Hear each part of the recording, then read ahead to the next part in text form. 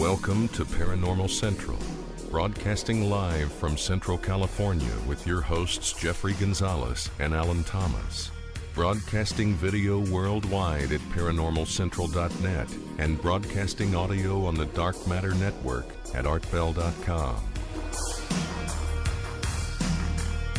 Are you ready to witness something that you cannot explain? I'm looking for you, you're looking for me. We have to decide what it will be. Can it be true? Can I believe the unexplained? Look into the sky.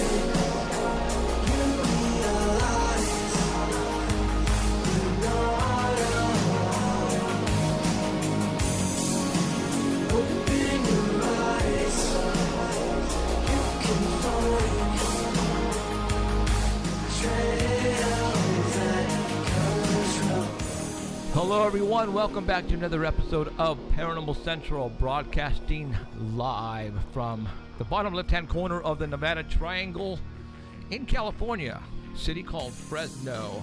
Hi, my name is Jeffrey Gonzalez. I am your host for the show. Been doing it for now 7 years. If this is your first time tuning in, oh my God, you're in for a great show. Man, we just barely made it. Yeah. My co-host, also part of the team, Mr. Alan Thomas. Good evening, everyone. We just got back from the Tulare Sci-Fi extravaganza out in Tulare, California, and we had some things we wanted to show you, and things are not going like they should be, but Alan's going to try to fix them during the show. So hopefully we shall able to show you all that good stuff. So we work on the lights here. All right, my name is Jeffrey Gonzalez. I'm also the founder of a group called the Sanger Paranormal Society. I've been doing that for like over 13 years. So we're not just talk show hosts here. So we've actually been out there getting our hands dirty and feet wet and trying to find, great evidence for you. And that's why I'm doing this, because we have found the great evidence and we need to show it to you guys. So this is the correct avenue to do it, and I'm glad you're here to see it. We are being broadcasted in two ways, live video and audio. So which way you want to do it, you can listen or watch us. You can go to ParanormalCentral.net, and you have two links there. Go to live stream if you want to watch us, or you can go to ArtBell.com and listen to audio there. Yeah, ArtBell is broadcasting us on the Dark Matter Network worldwide, and the audio out there rocks. So what a lot of people do is go to live stream, mute it, and go to ArtBell and listen. And you got the best of both worlds there. We are broadcasting HD 1080 high quality video for you. That's why you can see the dirt and my face and the wrinkles and we're like all messed up. So like the bags under my eyes from no sleep. Yeah. So it's been one of those days. We were asked to go to the Tulare Sci-Fi Con in Tulare, California, which is about an hour south of Fresno.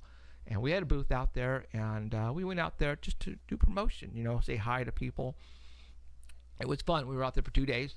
A lot of people that were there came up to us and said, hey, man, we've been following you guys for a long time, and it makes us feel real good that, people are actually listening to this program. And they are, because, we have proof on the numbers. And even Captain America, yeah, and Jordan Cinderella. And the Slaughter family. Thank you. Yeah. Matter of fact, I'm going to show you a picture later on. So I want to make you guys famous. So, all right. So right on. Okay. Captain America's famous already. So we are going to get a hold of the first person. What we usually do, we contact one of our friends. His name is Danny Valderrama. He is our Squatch reporter, well known around the world as Danny Valderrama, the person who runs over people. And we're going to call him. He sent me some photographs, and we're going to show them while we're talking to you. And if you are listening on the Dark Matter Network at artbell.com, just go over to their homepage and look for the Squatch Report for today's date, March the 8th, Danny Valderrama Squatch Report. Click on that, and we'll be visually looking at the pictures one at a time. So let's get a hold of Danny. And Emerald is not here again because her grandfather passed away. So, sorry, Em. So she's taking care of business. And if you ever need anything, call. Okay, I know you're listening. Yeah, right now she's not listening. Yeah. Okay, let me go to phone. Yeah, Danny. He was like voted the most good looking in the show. Whatever. Yeah. What's that noise? Huh? You got the audio on that? Yeah, I thought I heard double audio. Okay. Christian. Let's get a hold of Danny. See, I'm like half deaf, so. And I can't see straight. In other words, you're messed up. Danny, are you awake? Yeah, I'm awake, barely. Yeah. Did your mom leave the door open in the basement for you to get out for a while? Yeah. Crack the door so I can breathe. Did the basement have any windows? No. No? It's like a dungeon. Yeah. I'm chained to the wall. You deserve to be down there. Yes, so you know you're voted best looking on the show. Really? Yeah. Nobody can see me. That's right. Number one, baby. Compared to you guys, yeah. Whatever. Okay. All right. I'm downloading a bunch of pictures right now. Oh, so sweet. they should be up on my page slowly. Okay. Yeah, we wanted to show some videos of. Remember, we told you that of me the tree with the firewood and all that. Uh-huh. We have all that on the SD card, and we transferred over to a flash drive to get it over to our main computer. And for some reason, it turned up a different program, and we can't open it. Yeah, the main computer. Yeah. So what we're gonna do, you guys who are watching us right now, in a little bit, Alan is going to get up off the chair and go over to the laptop and see if he can fix all that while I talk to Danny and talk about some other things and let him, because Alan is the computer geek of the team, and he will try to take care of business. So right now what we're going to do is we're going to talk to Danny, and man, it sounds weird, but oh well. Okay, we're going to talk to Danny and talk Squatch. And let me get over here, let me get over there, and let me go over to the desktop, and then we will start with picture number 1. Danny, you are a go. All right. This first picture is called the $100,000 Bigfoot photo. This was posted on February 20th on the Bigfoot evidence page. Now, the picture you're looking at was taken in 2007. But, during an expedition in the Sierras with the Bigfoot evidence page, Wally Hersom, who backs a lot of, he puts the money up for a lot of these expeditions, he offered the Bigfoot evidence page $100,000 to prove to him that this picture was not the real deal. So Wally believes that this is what you're looking at there is a real Sasquatch standing in front of a game camera. Whatever.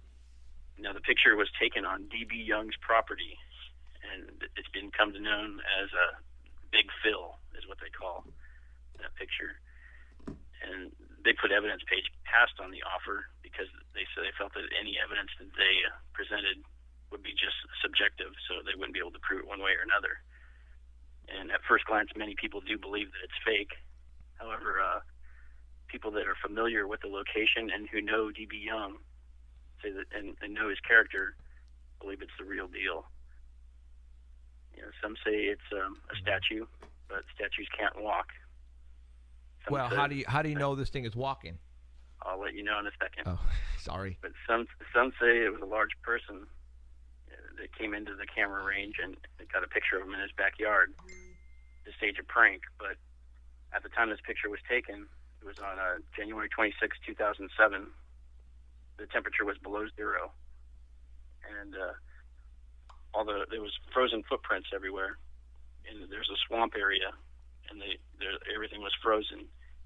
But the footprints found had signs of ice melt, indicating that the barefoot had warmth to it. It was melting the snow. And all the footprints they found, the toes were displaced in each one, meaning that it was an actual foot that stood in that location and not some like a wooden cutout of people stomping. It was the toes were in different places in each footprint. There have been expeditions, BFRO expeditions, because of this picture in this area, and it included witnesses who have seen large figures, unknown sounds. People have been tormented at night, and there's been rock throwing incidents. The pic obtained was by a trail camera placed on D.B. Young's property, and it's near the South Fork of the Flambeau River in north central Wisconsin. So I don't know if Alan's sister Ginger is near that area, but it's in Wisconsin. What city again? It's north central Wisconsin, near the Flambeau River. That's where his house is, where the picture was taken. She might be a little bit close to that. Same state.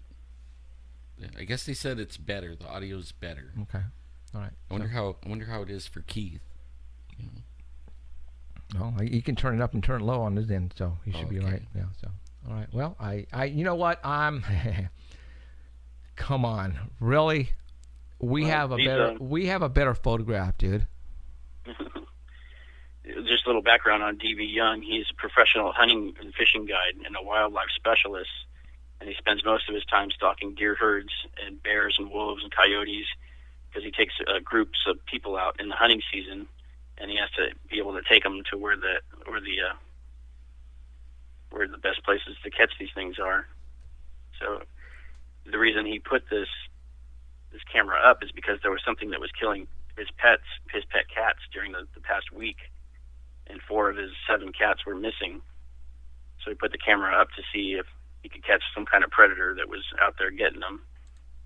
The camera triggered a few times during the night, snapping a few photos, but when he looked at the SD card, there's 12 pictures taken, and of the 12, only this one actually showed something in it. The rest were just completely black. And the next picture that you have is a lightened version of it. Had Keith lightened it up, and you can see something standing there, and it looks too good to be true. Yeah, I mean that looked like this so-called Bigfoot is modeling for the camera. No, it's just standing there. The arms are kind of looking strange. Yeah. How did they? What I want to know is, like, if you're looking at it, now they have this picture on the Art Bell thing, right? On Art Bell. Yeah. Okay. On the is that the moon behind it? I think it's a light, one of those motion detector lights that comes on. Oh, because like he's like lit up on his back, like way too much. You can't really tell if he's facing the camera or if that's his back. Right. But he did go outside and look for prints, and there were many prints all over the place. Well, did he 15 to 16 inches. Did he take photos of the prints and put it out with the picture? They didn't show any pictures. This is the only one they showed. Well, okay. I mean, I'm sorry, but unless you give me more information, and if you say you got prints, I want to see prints. All right? Yeah. I mean, this here doesn't prove a jack. It doesn't prove jack. And then you know what the word after that is. Okay. I see nothing. Well, you know what it looks like to me? In that movie, when time stood still, or the day time stood still. Come on, really? Oh, yeah. It looks like that guy. Oh, really? Come on, guys. You can do better. You can do better than this. See, if I had a picture like this, I would not show it to you guys because that's ridiculous. This is asinine right here to show a picture like this and say, "Oh my God, it's Bigfoot." I would never do this. They said that there's a branch near the head, and that branch measures at 8.5 feet. Oh yeah, I see the branch right there. The measuring tape. Where's the measuring? Come on, if you're gonna say you have a branch with that measures 8, well then show me the measuring stick and put a video camera there and show it. If not, I think that's why the Bigfoot evidence page didn't take the offer. Exactly. Oh, yeah. Because it's absolutely asinine to show this and tell me it's a Bigfoot. This is ridiculous. Roll in on it a little bit. Like, like scroll in, let's look at it, like closer. 1738, so it's like 530. It's 530, yeah. Yeah. 2007? I mean, it's been out here for a while. I mean, come on. That's just... That's telling They did say they followed tracks for over a mile, leading away from the house. Sorry, that's absolutely nothing to me right there. That's a person in a suit. I mean, really? I think that's why he still has $100,000. Yeah. So, but okay. But this is what your your job is to tell us what's going on out there recently in the Bigfoot world. And if someone wants to put this out and say this is the real deal, well, then you better damn get some great, you better get out there to the same location, get somebody to stand in the same place, take a photograph, do some measurements like we did when David Ragosa's picture was taken up in the Sierras, and that's what you need to do. And that's the only thing you're going to release. Forget it. Sorry. It's interesting. No pictures of footprints or anything. Yeah, nothing. What I find a little bit interesting about the picture, only because I seen one before, and I seen the silhouette of it first. You know what I mean? Like it was up on top of a mountain, and the sky was still dark, but the sky was lightening up from the sunrise coming. So I kind of seen like a silhouette like that, kind of. Actually, the sky was a little more brighter behind it than this picture, but I could see the silhouette real good. This one has like the right, you would say, shape, musculature. Yeah, but come on. I mean, his shoulders are huge, and then he goes down to like kind of a narrow waist. But the only thing is, this looks like a cutout, kind of. Yeah, I mean, it could be anything. I mean, you can't say that unless you go and try to debunk it. Okay. But he does, like he looks pretty big in the shoulders. That's bless you. That's what I seen too. Did you sneeze? Yeah. It is perfectly placed right there. Yeah, it is. I mean, it's dead center. Come on. Well, anyways, okay. Yeah, well, you guys know what I think about this. Yeah. And when I saw this on Facebook, dude, I put LOL, and I said, really? And I left it at that. Okay. Yeah. Yeah. Like Sacktown Al just said, it's 7 years old. Really, it's 2007 is when it was taken. I figured it out. Well, I mean, no wonder I never saw it before, because it's kind of like looks like. Okay. All right. What's next? A robot. All right. The next picture is from Statesman Journal from February 25th. Zach Ernest. Okay. What are we looking at? Writer. What are we looking at? And this is something brewing in the Klamath-Siskiyou Mountains of southwestern Oregon and northern California. So are we looking at a map right now? Yep. Okay. I want to make This sure. is remote mountains. This whole area has been a hotbed of Bigfoot sightings for the longest time. So it makes perfect sense to start a Bigfoot trail. Okay. And 41-year-old Michael Kaufman has created a 360-mile hiking trail. And this whole thing links together 6 wilderness areas, 3 national forests, and 1 national park. And it has 32 species of conifer and 3,500 species of plants. And this is pretty much what he wants you to see. He wants you to see all the plant life and everything and how these ancient forests out there could support life that no one else can see. And he wants you to appreciate the beauty and all that stuff. So he's created this whole area, and he's written a book called The Conifer Country, and it's all about all those species of plants or trees in the area over there. So you like the Bigfoot the long distance hiking route to be a kind of like a scavenger hunt for all different conifers that you can find in Bigfoot country, and hopefully you can get a sighting too. So he's hoping to raise money to create a nonprofit trail maintenance group to upkeep and clear out any underbrush and all that stuff, because right now it's there. The hiking trail is there. If you're an expert tracker, you can find the trail, but they want to open it up more so everybody can get a chance to do it. So he's opened up a Kickstarter page with a goal of $2,500, and it ends on March 10th. But as of right now, he has $11,536, and he has 186 backers. So he has more than enough money right now. But he said the additional funds are going to be all going back in it because it's a nonprofit that he's setting up. So that's all going to be for construction of the path and all that stuff. Right. Keep the trail maintained and hire people to keep it maintained, because they'll have to go out there and spend the night out there. So. Yeah. But the trail begins west of Red Bluff in the Yola-Bolly Middle East Wilderness, and crosses spectacular peaks and wild rivers, and ends in the rainforest in the Redwood National Park area near Crescent City, the Jedediah Smith rainforest. And so far, it technically doesn't exist, but you can find it if you're an expert person. But it uses existing hiking trails, and then it has to go through the roads, the vehicle roads on public lands, the dirt roads, the old logging roads, because those are legal right-of-ways through private lands. So you can use those right now to get around everything. But there's more information at bigfoottrail.org, but it looks like it's going to happen. It's going to open up pretty soon. And the next picture shows where each type of different tree is that you can find. Nice. And then the following picture has I think it's numbered 1 through 20.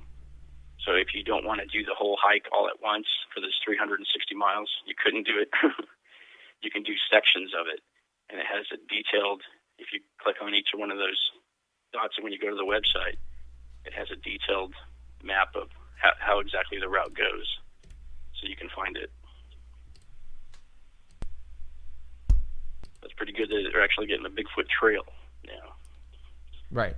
But hold on, we got a hum going on here. There you go. Yeah, that is kind of cool. But how many miles? 360 miles? 360 miles of hiking. Yeah, like I'm gonna be going and hiking 300. Well, that's why you can do the little sections at a time. Oh, so. okay. Yeah. I can't even do one little section. And one's like 5 miles. And basically is to show just the plant life and the trees. Show how remote some of these locations are in Right. the ancient forests and how thick they are and how they could support something like this. Sure. A Bigfoot out there. Well, if You might even have it on sign. I'm telling you right now, if you're gonna go do this, you better take a big gun. It'll be like the Gilligan's Island. You're on a 3-hour tour. Take a big gun with you and not You'll be go by gone. yourself. I'm telling you Every right Sunday at now. 5. Yeah, so you might not be coming back. Okay, next one is... Man, I wish I could walk. I would walk it. Yeah, whatever. I would feel like this much. Yeah, I don't walk anymore. That's what cars and bikes are for.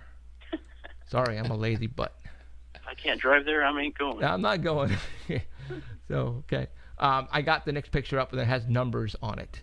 Yeah, that's the hiking trail. That's Okay. how you can break it down into smaller little hikes. Okay. Right on. Okay. Cool beans. All right, let's go to picture number next, which is... Now, Train? this is an interesting one. Go ahead with this one. All right, this is from Cryptomundo page. It's Craig Woolheater. It's published on March 5th. And this picture is an old one, too. Mhm. And it's taken in 1989 among the banks of the Warren Gauge Railroad, which runs through Silverton and Durango in southern Colorado. Now, this picture is hanging in the Silverton Bigfoot Museum, and it's on Blair Street in Silverton, Colorado. They have their own Bigfoot museum. And they claim that there's a cluster of Bigfoot sightings in Silverton, and they have 8 confirmed Sasquatch sightings within a 10-mile radius over the last 10 years. And these are in the San Juan Mountains, and if you ever used to watch that show Sightings, they used to have a lot of UFO reports and Bigfoot reports in the San Juan Mountains. So this is that same area in southern Colorado. And that's kind of weird that you mentioned sightings because, when we were at the Tulare Sci-Fi Con today, we were telling everybody about our new TV show coming up, and they said the best show that was out there was Sightings. Yeah. That was a great TV show because it was like talking about sightings That I was recently. interested. Yeah, it was a great show, and boom, it's gone. So, all I right. wonder It why lasted a couple of years. it's gone. All right, so the next photograph after the train is... Something running next to the train. Check this guy out. All right, everybody, watch this. All right, go to artbell.com and look at this photograph, which is the object now below the train, and I'm sure everybody can see it. Go. All right, This is something that was running next to the tree. There's no backstory on it. It just hangs in the museum, and you can see the people in the front of the train are looking at it, but we don't know exactly what it is. Right. And some people in the comments were saying that it could be somebody in a hoodie in 1989, or somebody running. Right. And somebody even says that it kind of looks like, because if you look at the midsection area, it might be carrying a rifle, because there's a black spot in the back, and then there's a black spot on the front, or it could be carrying a duffel bag. Okay. You want me to go to the close-up picture? Sure. Okay. Or it could be just the rocks in the background that are darker. But this area does claim to have the earliest Bigfoot sighting, and it's in the 1840s by a miner in the San Juan Mountains that had a reported sighting of a Sasquatch. But they said that it's likely to be spotted along the Animas River from the Durango and Silverton Narrow Gauge Railroad, which is just what this picture is showing. Yeah. I'm looking at the photograph, and the chin is very defined, and then the head itself, and when we talk about Bigfoot, we talk about cone heads. Mm-hmm. This is a spike head. It's not a cone head per se. You know what I'm saying? It doesn't. Yeah. It looks. It does look like kind of a beard too. Yeah, exactly. Right. So, now, have you ever heard of a Bigfoot having a beard? Maybe a lot of hair. How about facial hair? Facial hair, yeah. Okay. Well, But not around the eyes. Whoever did it has been watching the Thinker Thunker guy, because they got the leg, the right angle. You know what I mean? And you could do that if you were running. And there's no report, so we don't know if it was running or what it was doing. But this was taken in 1989. Oh, 89. Yeah. Yeah. So they didn't have hoodies in 89, did they? I don't know. Good question. Google it, somebody. Chat it. But it's pretty weird. Yeah. Yeah, I don't know what that weird. is. Yeah. I mean, it almost looks like he has like some kind of like bony back. You know what I mean? Like it looks like he's part dinosaur or something. Maybe that's why he's not on the train. He's running away. I'm googling hoodies and seeing when they were. Yeah, a caveman, a black caveman. There you go. When were hoodies invented? There's actually some 1930s. 1930s. Yeah. So it could be. It could be a hoodie. It could be then. a hoodie. Could be a monk. It could be a monk. It could be a Chinaman. I mean, that's. I mean, You said that. I did. That's not an illegal No word. complaints to Jeffrey Gonzalez at SingerParanormal.com. Whatever. It looks like it is holding something on its left-hand side, though. It does, and it kind of looks like it could be the rocks in the background too. I don't know. Yeah. It's not really clear, I don't know. but it looks pretty weird. Yeah, I don't know. So this one is undecided on this one. I mean, you can't really debunk it from when it's a photograph that long ago. You really can't say anything about it. And No story again. Yeah, exactly. You know, it's not digital though, for sure. 89. Well, again, we're assuming. I mean, you have to take it for what it's worth that they're telling you it's from 1989. Yeah, and it really does look like some kind of gun or something. Well, let's go back to that. I mean, it could be a hunter, but who hunts in black? I mean, the Bigfoot I saw, he was black, and I was gonna chew him out for being wearing all black. Okay. You know what I mean? And then when he got down close enough, I realized it was black fur, and I didn't chew him out. Well, I froze. You know what? Okay, I'm looking at the smaller version. I'm gonna go ahead and just zoom in over here and keep the I quality. wonder if it's like another kind of little critter, like a troll, or Yeah, somebody say it could be carrying a baby. I'm looking at it, and I'm leaving it at the small version. Okay, guys. So I'm not zooming in on it, so that way you can see the quality. Oh, I see what you're doing. Okay, so I'm not going to zoom in on it. I'm going to leave it like that. The object behind on the left hand side, I don't think it's rocks. It looks fairly close to the body.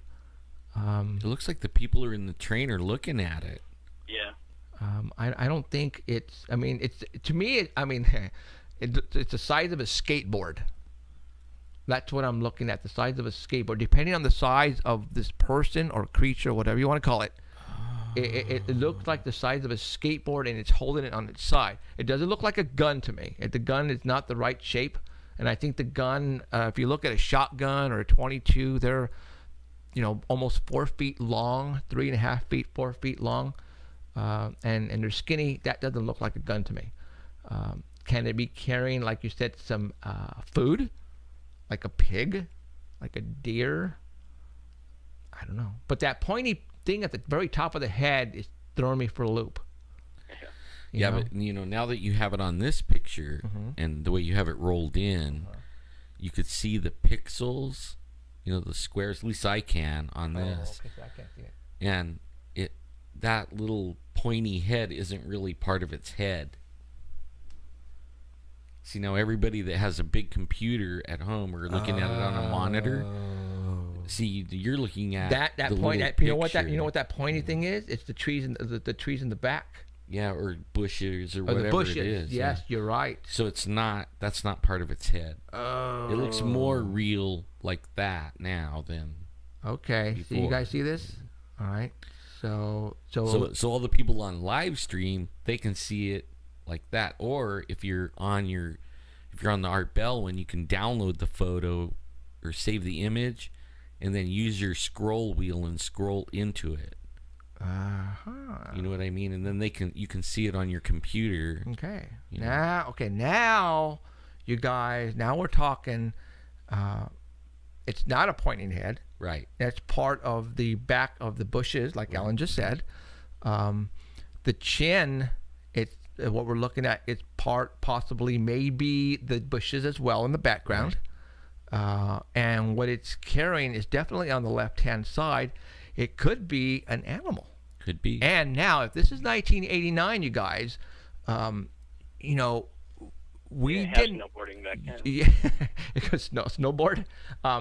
We didn't start talking about the height of the leg of a Bigfoot when it's walking or running. That we never really pushed that. That never really came about until we started talking about that maybe about a year or 2 years ago. Right. So this is like 1989. That would be 2 years after I seen the Sasquatch I saw, and really the internet was like nothing in 1989. Right. You know what I mean? It wasn't really that huge, and there wasn't a whole lot on there about Bigfoot on the internet. Now I'm looking at what it's carrying. Okay, it is carrying something.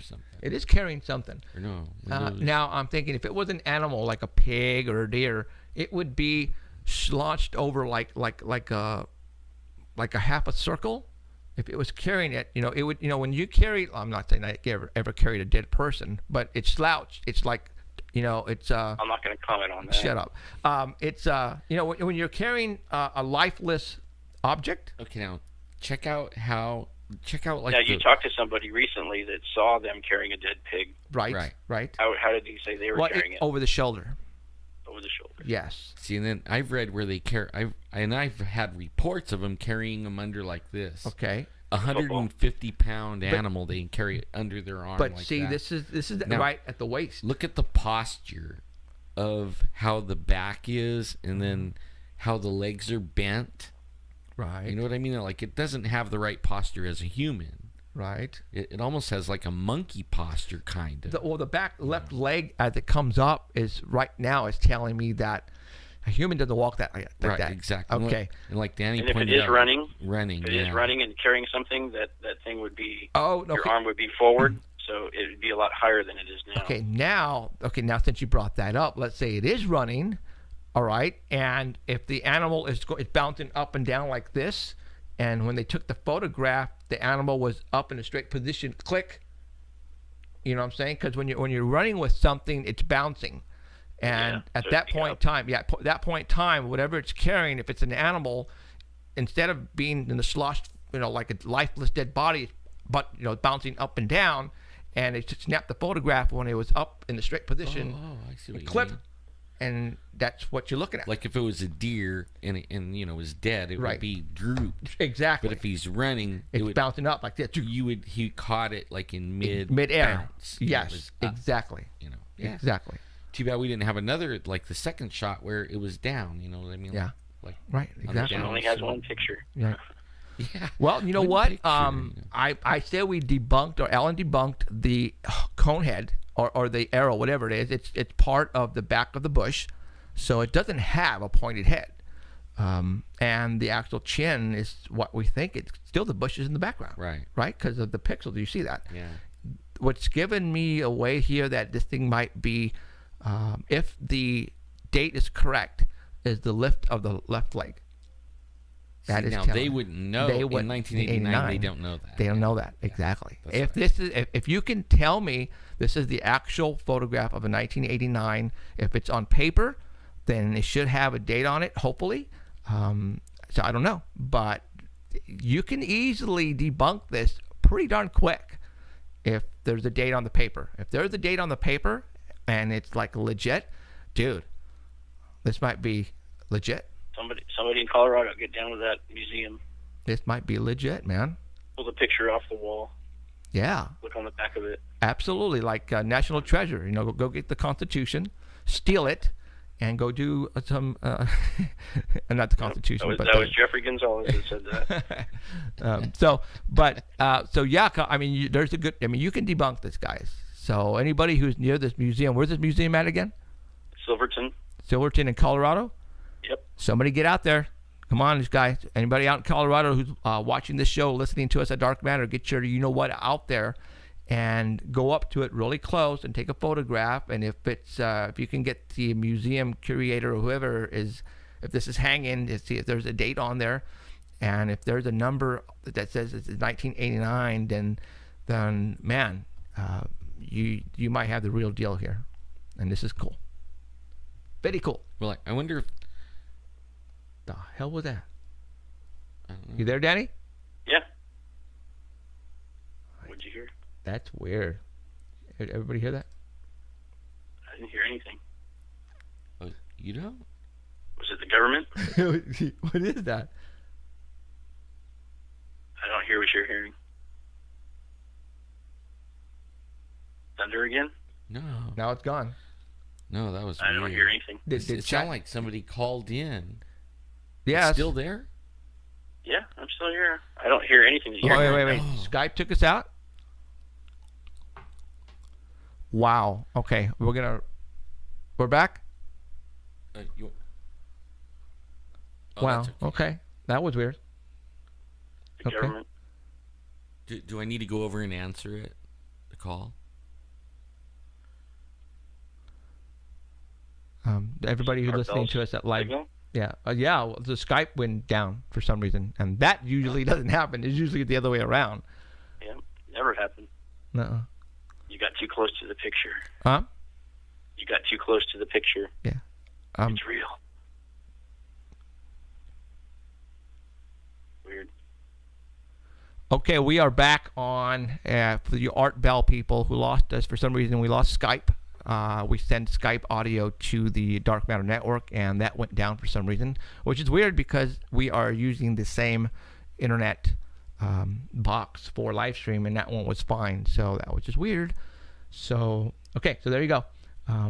That is Anybody weird. in Colorado, go to the museum, take some pictures, and if you want to be my reporter for that situation, do it, man, and we'll get you on the air. And if you can take some good pictures or talk to the museum personnel there and get some more information on this picture, that would be awesome. See if there is a story. If there is a story, if there's just find me a date on this photograph. Okay, find me a date. If it says 1989 on it somewhere, if you can, find out if that's fact, then right now I'm gonna say this could be pretty up there as legit. So I mean, very cool. So okay, awesome. All right, what else, Danny? That's it. That's It's it? 5:30 and it's still daylight outside Oh, that's right. In Weird. California. in California. Right, yeah. Like, it's So- not somewhere else. So Danny went with us to, or actually he went later on. We were at the Tillery Sci-Fi, and Danny and Jolene and Robert went out there later on, and Danny took some photographs, and I guess, Danny, you're going to post them on Paranormal Central? Yeah, I just posted them on my page. I'll share it on your page and Paranormal Central. Okay. So all you guys who are not friends with us, you guys are missing so much. Danny and Elizabeth run the Paranormal Central like page. So go to Facebook, Paranormal Central like page. I also have a page. I'm pretty close to the 5,000 max, but I also broadcast a lot of great stuff on there. Jeffrey Gonzalez, or type in Sanger Paranormal Society, and that'll bring you up. Alan is Sasquatchin. Type in Alan Thomas Sasquatchin Facebook. Facebook.com/Sasquatchin. Sasquatchin, okay. Yeah. And then that'll get you them. I did that way before, a long time ago. Yeah, before we started doing this. So there you go. So right on. All right, Danny. All right. What was I so gonna I'll get say? some rest Danny- before you guys. Yeah, whatever. Yeah, did you? We're How tired. did you I'm like tired. How'd you like the sci-fi con thing? It was pretty good. That was my first one I've been to. Right. Really? They had a lot of stuff to look at. Yeah. I mean, I was tripping out. Like some of the people, like they had They really Darth, get into it. they Yeah. had Darth Vader, and I'm like, everybody's crowded around and taking pictures and everything, and they have all these Imperial soldiers and what was that little thing that had the voice, funny voice? Yeah, that, I'm can't not, remember the name of it. I'm not a Star Trek. Yeah, and you know what? I'll talk about that right now too. But Star Wars. Star Wars. I mean, I'm sorry, or Star But Trek. you know, I got a like, picture that I posted of him. Okay. The actual Darth Vader, the one who wore Right. the actual. but he didn't sound like him. Did he sound like him to you? Well, no, it's because it's Earl. What's his name? Earl Jones. I know. I'm just making fun. I know you're making fun. He got rid of his asthma. So, they had some. We'll talk about it right now. Yeah, but, they had the Highlander yesterday, man. You That's missed right. him. There you go. What- I was trying to remember his name. Thank you. You guys didn't go outside, but they had a like a sword fighting demonstration, and you got to do sword fighting. And Robert and Jolene did that, and Really? I got pictures of You them got doing pictures? it. Oh, I want to see that. Okay. I Bamboo, watched with him. bamboo sticks. Oh, that's cool. Dang it, Ash. Oh, man, I would have went out there and videotaped that with I watched it like 3 or 4 times, and they had some guy out there teaching, how to strike with a sword, Yeah. two-hand, for the zombie apocalypse, you guys. That's what he was saying, gotta be too. He ready. was saying Really? stuff like that. Yeah. Holy mackerel, I was You know. only kidding. And they had these If you're not fake- ready, it's your own fault. Yeah. Yeah.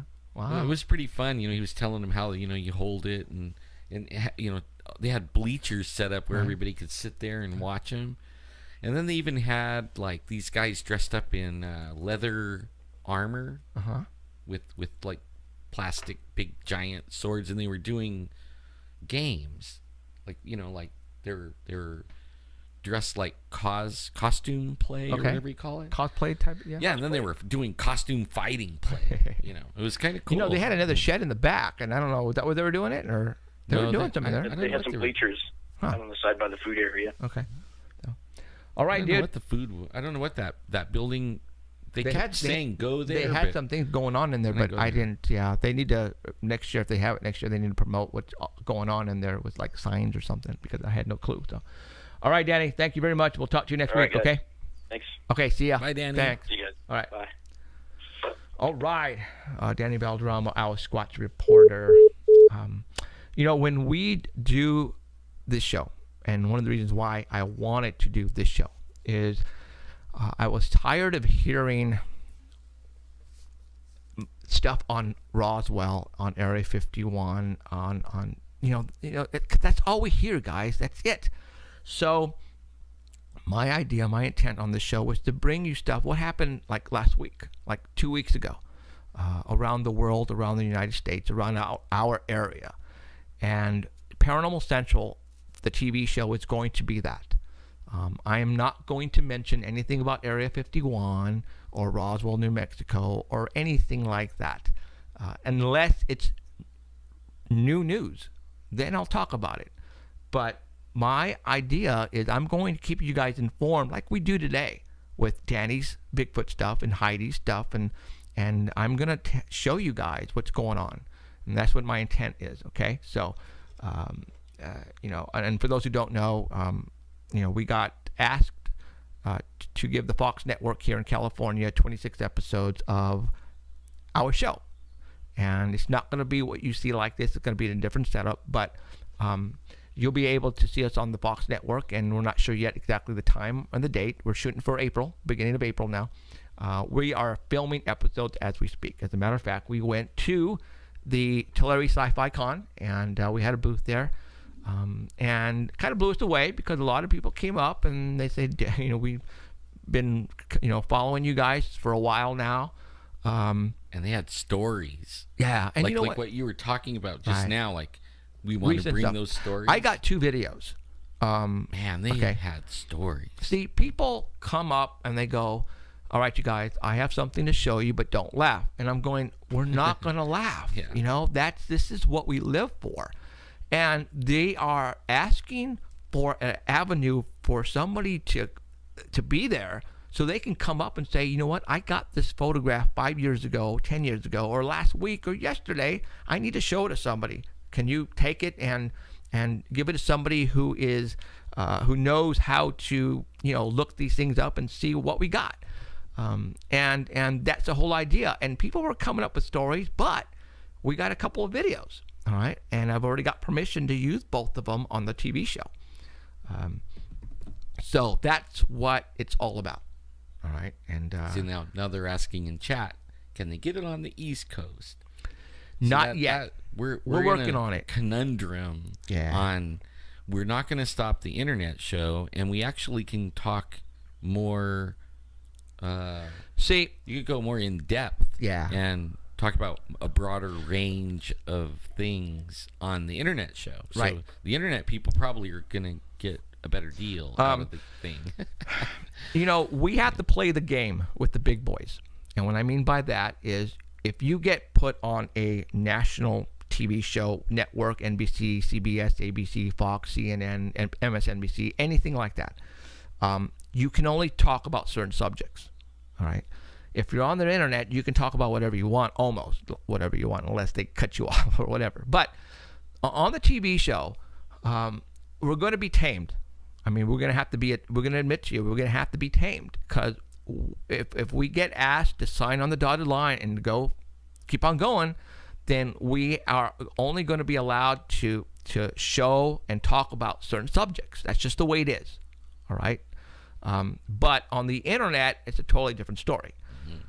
But on the TV show, you know, we're going to show you stuff just like we do here, but we're going to bring on the people who took that photo, who took that video. We're going to bring in famous people for you guys. All right. You know, again. And we're working for it to be national. Yeah. Oh, yeah. You know, yeah. I mean, it'll be in probably 2 markets to start with, and we're hoping to be syndicated pretty quick. You know, the production guys that I hired to do this, and Alan and I were talking about this before the show. When you find guys who dig this stuff and who get into it, they're going to give you their 150% and make your show what they want it to be: fun, enjoyable to watch, cool, one of a kind. And when we were at the Tulare Sci-Fi Con today, matter of fact, I'm going to go ahead and show you a couple of pictures. For those who are not on Facebook, I'm going to go ahead and pop them up right now on live stream. And I'm going to show you. Let me get my glasses on because I'm just a blind freaking frickin'. And the Sci-Fi Con was so fun. We set up a little cot, and Oh, you know what? We didn't even take a picture of that, did we? and we probably could get some pictures of it. You know, because so many were taken. We put a couple of aliens next These guys to the back here. cot. These guys back here. Yeah. We took them with us. And we were telling people, you know, lay on the cot or you know, headlock the alien and take pictures and put it on your Facebook or whatever. Right. And, you know, all these little kids are in there, and most of them wouldn't even get near these guys, man. Because they're, It was funny. you know, what I like to do is I like to bring you guys stuff that you guys never seen before, and in props as well. You guys, those look pretty damn real. Yeah. All right, they do. Right now, and I'm going to go ahead and tell you, I am having, Danny Valdrama, thank you, sent me a link to a Hollywood special effects guy. And he is, I sent him a message, and he is building me a 7-foot lifelike creature, furry creature, Bigfoot, that we're going to put on the set of the TV show. I mean, come on, you guys. Are you kidding me? I mean, I have a Bigfoot back here, but that's nothing compared to what this guy is going to do for me. And this guy's going to be on the set of the show Paranormal Central, a 7-foot tall Sasquatch. Are you kidding me? And he's actually giving me an extra head so I can take the head off and put another one on so it's like angry and mean or just normal. Are you kidding me? Or we can make it headless. So where on TV do you get that? Right? And I'm not going to stop there. I mean, I'm gonna bring in statues of monsters, and as budget gives us, I'm gonna make the set look freaking cool. I have great ideas. We'll bring it out. We'll roll it out for you guys. We're not gonna hide it from you. Once it goes on TV, then we can bring it in here too. Right. Then we'll probably, well, not here. I'll probably end up putting it like maybe behind me. But it's 7 foot. I'm 6'2", so this thing is a good size Bigfoot. It's gonna be realistic, and the guy is psyched. The guy who's building it for me is making it from scratch. I mean, hair, everything, molding, everything, and he's psyched because it's going to be on the Fox network, and it's only going to be publicity for him. Because he's going to say, look on Paranormal Central, that's my freaking Bigfoot on the set. Okay, so he's taking his time and he's building it. So man, are you kidding me? Am I excited about this? Absolutely. I have, like for example, we went, as you right now on the video is the Jeepers Creepers truck. Okay, I just wanted to show that to you. I did some interviews with some people today. At the Tulare Sci-Fi, and I interviewed about 5 or 6 different people, but you can be serious and you can have fun also. And while we were out there, I had a blast with the production guys because we did some stuff. I'm not going to tell you how we did the interviews and what we did, but you guys are going to laugh your ass off when you guys see this, all right, because it's going to be funny. If I can make fool out of myself, I don't care. If it's gonna make the show really cool and fun, and I'm gonna do it, I don't care. It's gonna be all for you guys, for everybody. So I can't wait. The show is really, we're gonna actually have a celebrity coming down this week into the studio. We're gonna shoot him, and then we're gonna bury him right back here. We're gonna shoot him and then bury him. Let me see. I hope you're not listening. No, really. He won't come. Cancel. Gonna bury me. Let me give go him the cement shoes. Throw him in the pool. A copy of the DeLorean. I'm talking about Back to the Future. We did, shot some stuff here. I'm not going to tell you how, where, why, or any specifics, but I'm showing right now for those on Dark Matter. I am showing the DeLorean for Back to the Future, and let me go pull up another photograph. There were so many people, like Batman. They came up and they were telling us like ghost stories. Mm-hmm. One guy was telling us about a giant bird that was in a tree that was eating the fruit, in the tree, and it was huge. I heard a dozen UFO stories. Like some of them were fast and high, and some of them were low and slow and noiseless, and some were like a mile wide, some were triangles. It went on, and even little kids were giving us stories, like talking about the UFO they saw, and it was really fun.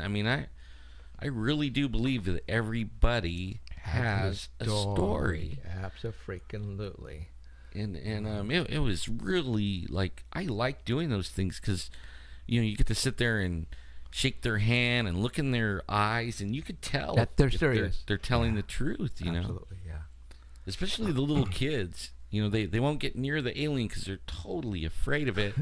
But they'll tell you about the little guy that plays in their room or something. It's like, wow. Right. So, yeah, we had a blast. So, anyways, a lot of the film that we shot today is going to be for the TV show.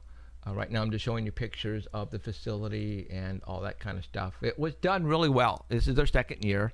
I talked to the organizer, the person in charge, and if they made some money for the charity, then they'll do it again next year. And we're going to be there next year. If they are having it, I told them we are there. So, very cool.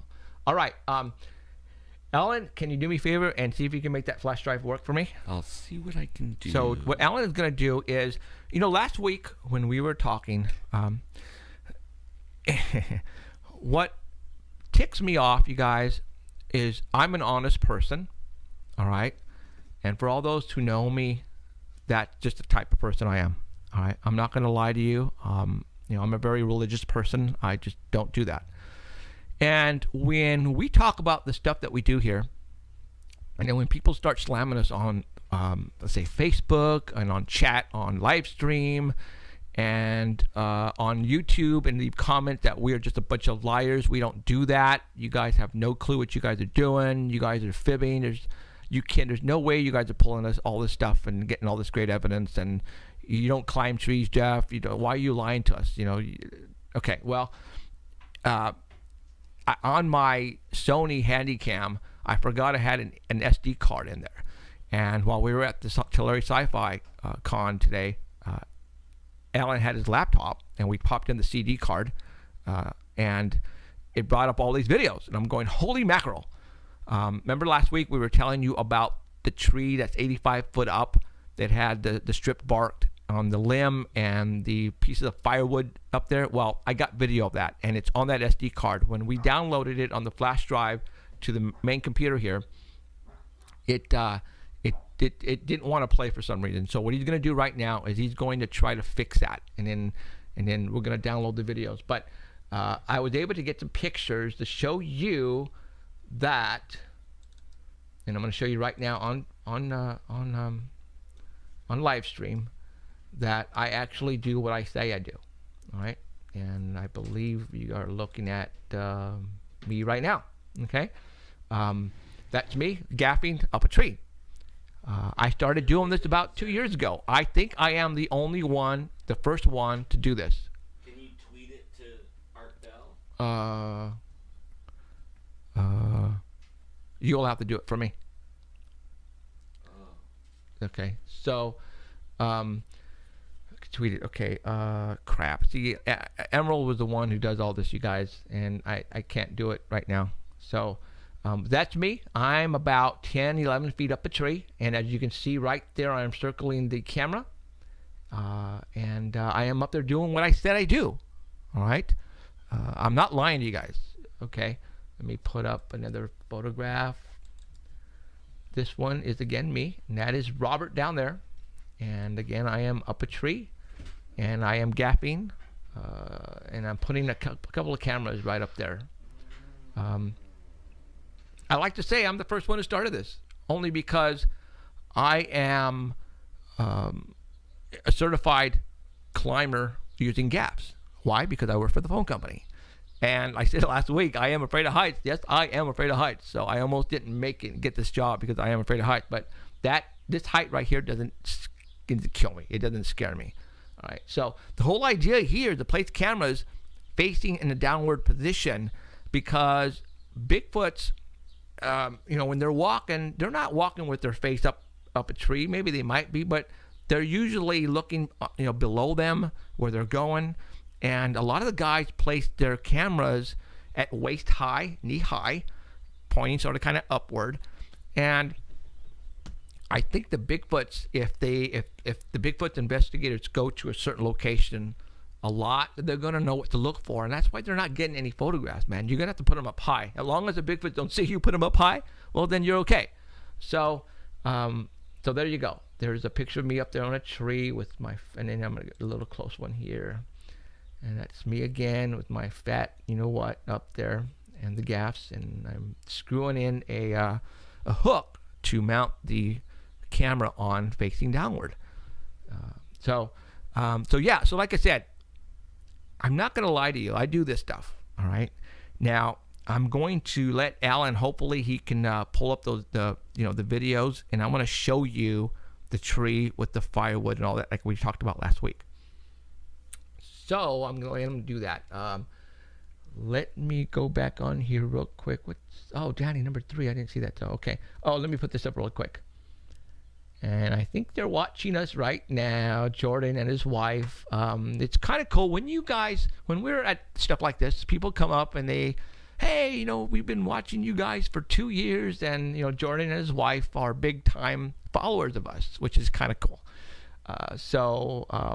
I appreciate you guys following us like that and listening to our show on Sundays, and it's cool. It's really cool. It makes me feel good because I know we're doing something right here. All right, I know we are, and people come up and shake our hands all the time and say, "Dude, we follow you. We love your feed on Facebook. Keep doing what you're doing." And I am. We're not going to stop here, you guys. All right, because we're just having too much fun. wait, like I said, wait for the TV show. I have God, I'm not even going. So many great ideas. So all right, enough of that. Okay. We were, as a matter of fact, let's see. I think it was Dar or Don. I'm not sure who put the video or a picture up. You know, when I started doing this with the Sanger Paranormal Society 13 years ago, let me get out of here. Go to camera. Okay. You know, I was wondering why so much paranormal activity in Fresno? Why? I mean, UFO sightings all the time. People witnessing creatures in front of their yards, gnomes, 3-foot creatures walking across somebody's yard, you know, like aliens, abductions, then Bigfoots down in the valley floor, missing people in the mountains. Why? Why is all this happening in Fresno? And then I think it was Donna or Dara. I'm not sure. I'm sorry if I don't remember who it was, but she found a picture, and the picture had California, and it was like 4 markings or 5 markings on there. One was Mount Shasta, the other one was Edwards Air Force Base right around there, and the other one was Fresno, and they were marked vortexes. I'm going, now I wanted to get some more information. Where did they get the information on why is Fresno marked as a vortex? And that at this point in time, I know she sent and posted stuff on my Facebook wall. I didn't get to read it because I was at TulariCon. But if somebody already suggested my theory that Fresno, there's some crazy going on in Fresno, a possible vortex, then I want to say I think that's probably correct. And that's why I believe there's a military base here. And I believe that where there are vortexes or marked vortexes, according to some people, there are military bases there.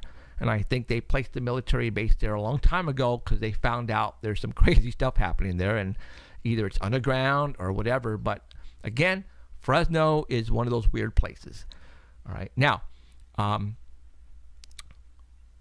4 years ago, and 3 years ago, and I think this is where Art Bell heard about us. And I'm going to play a video that I haven't played in a long time. So, unfortunately, I can't give it to Art Bell. I'm going to play it here on live stream.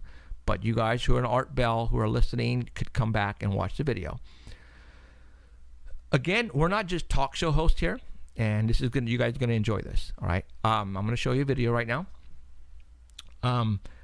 Wherever there are high paranormal activity, I will go to that area and I will go investigate by hiking, by driving, looking around that area to see if there's anything out of the ordinary, anything weird looking, something that's not supposed to be there. And one day I did that. Let's just say north of Fresno. I went hiking with a friend, Justin, and he spotted something. And we verified it by going to the location, and I took some video. I'm not going to tell you where this is at. For those who are watching me, probably already know, but I need to keep this top secret. Yeah. Okay, I'm going to show you the video. Here we go. All right. You guys ready? You guys ready? Okay. And here we go.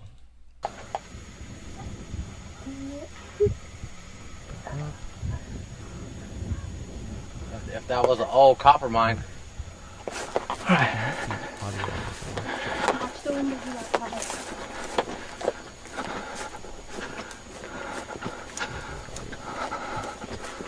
might be like an old copper mine. Now I'm going to turn off the audio because I want to narrate it myself. We found this north of Fresno. All right. Very old structures. What are they? Well, we're now there. Okay. I had somebody on Facebook, a friend from LA. His name is Alex Chinetti. He's actually done work on ancient aliens. He's into the ancient ruins in Peru and Cancun and Mexico. He knows all about the pyramids and stuff. And one day I decided to send him some photographs. And I said, hey, Alex, what do you think these are? And he goes, where are those? And I said, well, they're sort of kind of here in Fresno. Now you're looking at this, and and there are some artist pieces on here around this area, and there is some, and you're looking right now, some statues, okay, whatever, but look at the bigger structures. All right, there is stuff there that is from this era, but there are some structures there that I want you to really, really look at. And I'm going to, not this part right here, looking at right here, this is, cement, this is of this. Okay, this is what I'm intrigued by right here. Okay, that's Robert Scott walking up there. Do you guys see this? This is buried under dirt. All right, that's emerald. Oh my God, that's emerald. Oh no, emerald. This was a while back, okay? We found this. All right, you guys are looking at this. Doesn't this look like, and it's at an angle, doesn't this look like something you would see like in the pyramids of Mexico? Right? And it's buried. This is all buried. And I believe there is still much more buried. Now, what's kind of weird is that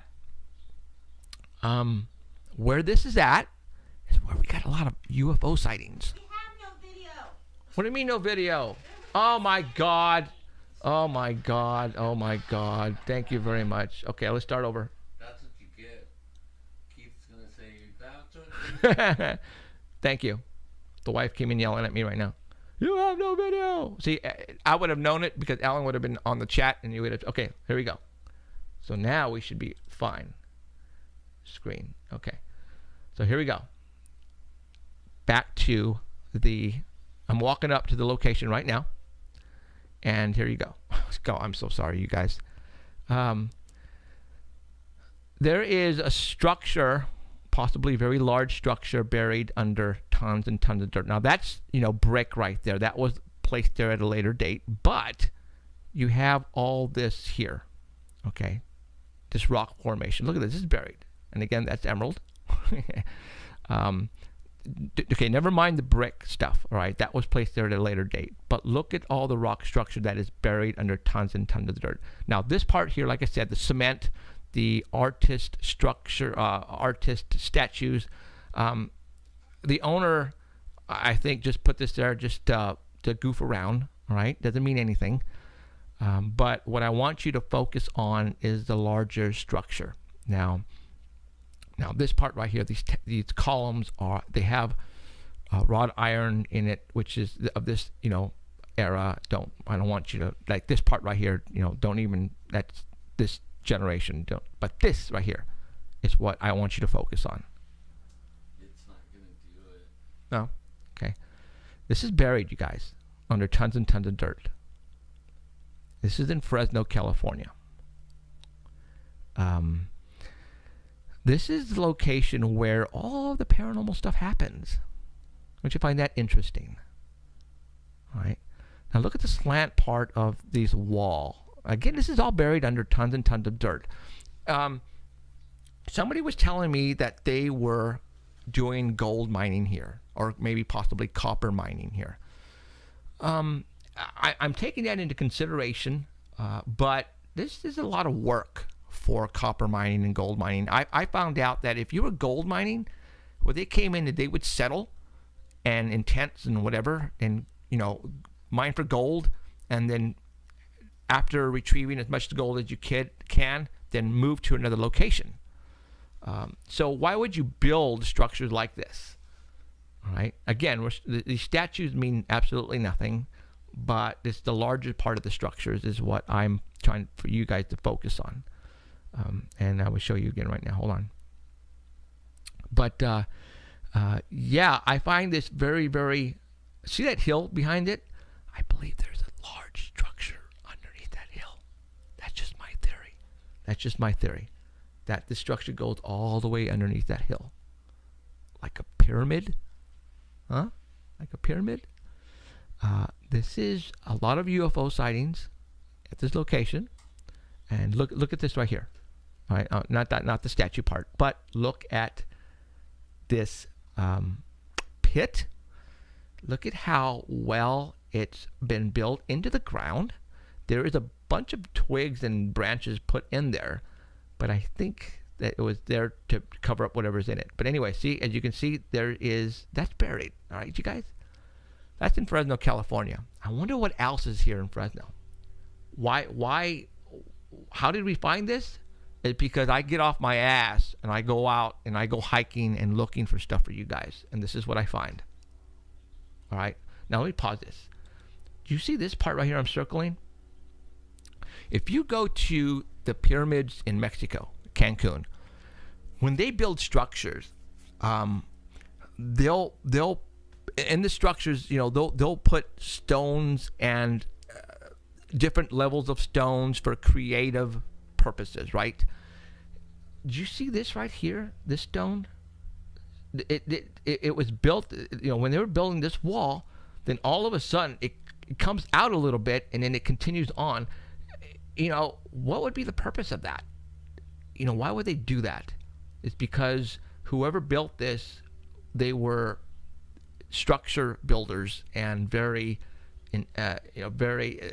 knew what they were doing. And why they did this, I don't know. But let me play it some more. Okay, so this is what I'm trying to tell you about Fresno. Look at all this that's buried still. It's buried under a lot of dirt. What the hell? What the hell? All right, you guys? This is what I'm all about here. My idea, my intent here is to find out what's going on in Fresno, California. All right. I actually, I had this video on YouTube at one point, and it got up to almost 70,000 views until the owner of the property told me to take it down, and I did. But while it was up, I actually called the archaeology department in Sacramento, government offices, and I said, hey, I want you guys to I want to show you something. I had the head guy on the phone, and I told him to go to the YouTube. Okay, well, we lost the video part, you guys. I'm so sorry. That is weird. I hope I didn't lose the first part of the show.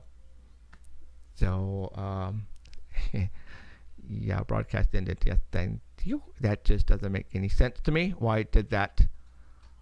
Oh my gosh. Okay, let me go into live stream and make sure that it saved it, because if you guys all saw that video right now, then the people who are on Art Bell or people want to come and see it are not going to be able to see it because it's gone. That is not right. Hold on here. Let's hope and pray that it came up here. So all you guys in Art Bell right now, I know I'm just talking to myself, but oh my God, it didn't save it. Are you kidding me? Wow. That just, wow. So maybe we need to go to YouTube, huh, Keith? Can he embed that? Huh? Can he embed that? Well, you know what? The video, the first part of the video, I'm hoping it saved it to the hard drive, but it didn't save it to live stream. Did not save. No, it didn't save it. Wow, that is the first time that has ever happened, because I showed that stupid video. It didn't save it. So we lost the whole first part of the show. What a trip. Okay, you guys. Oh, crapola. Wow. Wow. Okay. So for all those who saw that video right now, it's gone. The whole first part of the show is gone. Danny Valderrama's Squatch Report is gone. Maybe they didn't even see it. So for all those who just saw the video right now, you guys lucked out, because I can't put up part one because there's no part one. It didn't save. Wow. That just freaking, wait. Oh no, there it is. Oh God. Part one, there it is. Nope, it saved it, guys. Oh.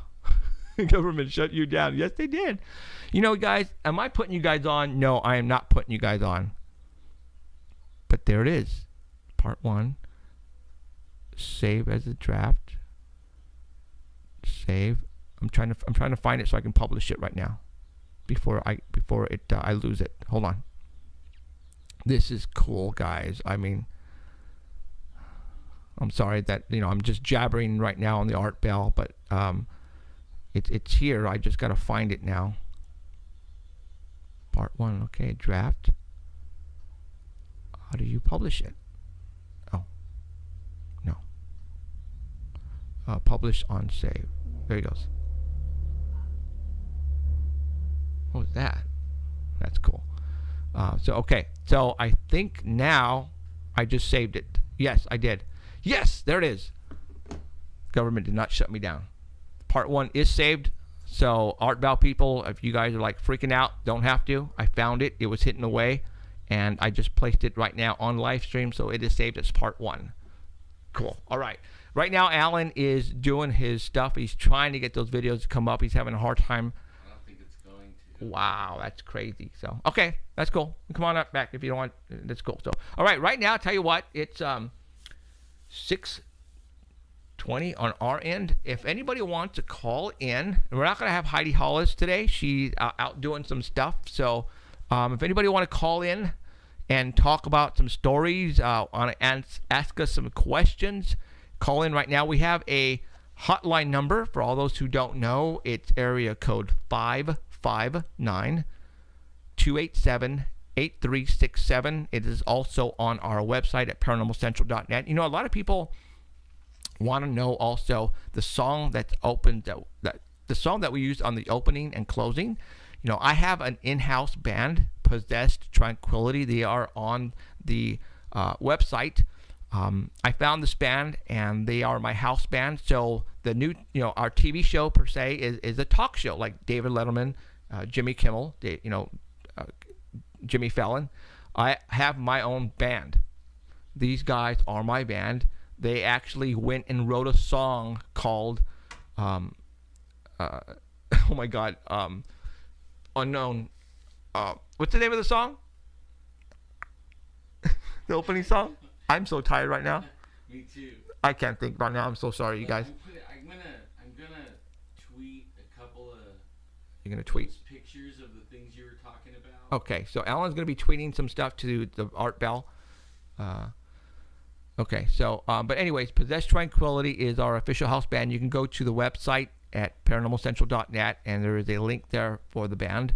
You can go purchase that song, and you can go ahead and buy the opening song if you guys want. And there you go. Hello, you are on Paranormal Central. Hey, how's it going? Good. Who's this? It's Tony. Tony. Calling from Port Hueneme or Oxnard. Right on. Actually. Okay, what's going on, man? Yeah.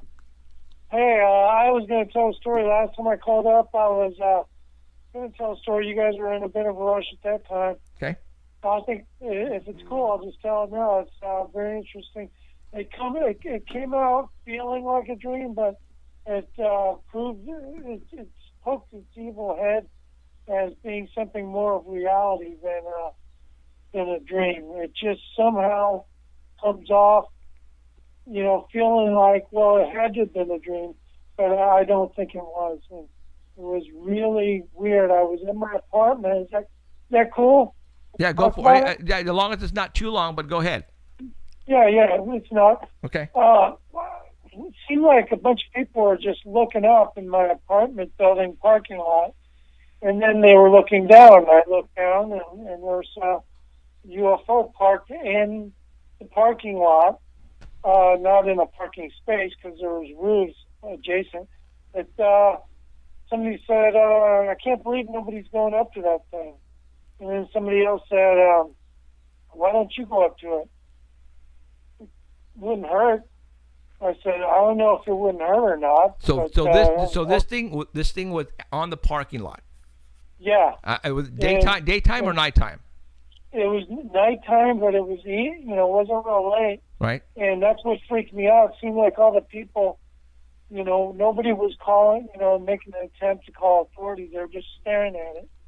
So they were like in a daze. So I went up to it, and there was like what appeared to be an astronaut in a suit for like, it looked like some kind of thing on the side of where the seam to the door would be. And I just had a inkling to press it, and I did. When I did, it pushed in like a button, and all of a sudden the door started to open, and there was a lot of air pressure released. And this guy came around the corner, and he kind of looked at me for a second, like, aren't you going to do anything? And then he was in like a surgery suit, which was reminiscent of something, that I could say would be familiar. And so when I looked at him, though, his eyes were a little bigger, and a lot bigger, actually, but they weren't open. They were slit. So I just figured it was an Oriental guy, Okay. And so he nodded at me, well, come on aboard. Don't just stand there. So I went aboard, and as soon as I did, the hallway veered off to the right. And as soon as I followed him around, the next thing I know, it was kind of dark, and I was kind of spooked out, but there was a hallway, and it presented itself with little lights at the bottom seams of each wall, right where you would have the floorboards. It was kind of a liquid, and it was, I guess it was the lighting, to this craft. But when I looked down the hallway, it was bigger than the UFO by a long shot. It was like a building. So I started following the guy, and I noticed a dog come up to me and gently grabbed my wrist with its, it was like a German Shepherd, like a white German Shepherd, with like little rubber things on its teeth. And another one came up to me with an apparatus on its chest, and it clamped my lower thigh around my knee, so that when I walked, it would just kind of go with my walk, and it was like security, and it was unbelievable. And I was frightened a little bit, but for some reason, I just followed the guy to this room, and he just kind of kept going, and this woman kind of took charge, and the dogs led me in the room, and I walked in there, and there was a table, and the only thing I could think of is this stuff that was on the table looked like 1945 autopsy equipment. Absolutely antique for the environment I was in. And it looked very modern. The environment looked very modern and way ahead of its time. The hallway, everything. But I looked at the one dog, the white dog stayed behind and just looked at me. The one with the rubber things on its teeth. And the other dog left my leg alone and just exited the room. And then there's this lady, the one that ushered me in. She grabbed something out of the wall. She looked like she was definitely Oriental, but her eyes weren't near as big as the other guy. And only thing about her that caught my attention, she had like a mustache. Some girls have mustaches, Okay. And and it kind of threw me for a loop because, you're looking at an Asian person with a mustache, really avant-garde.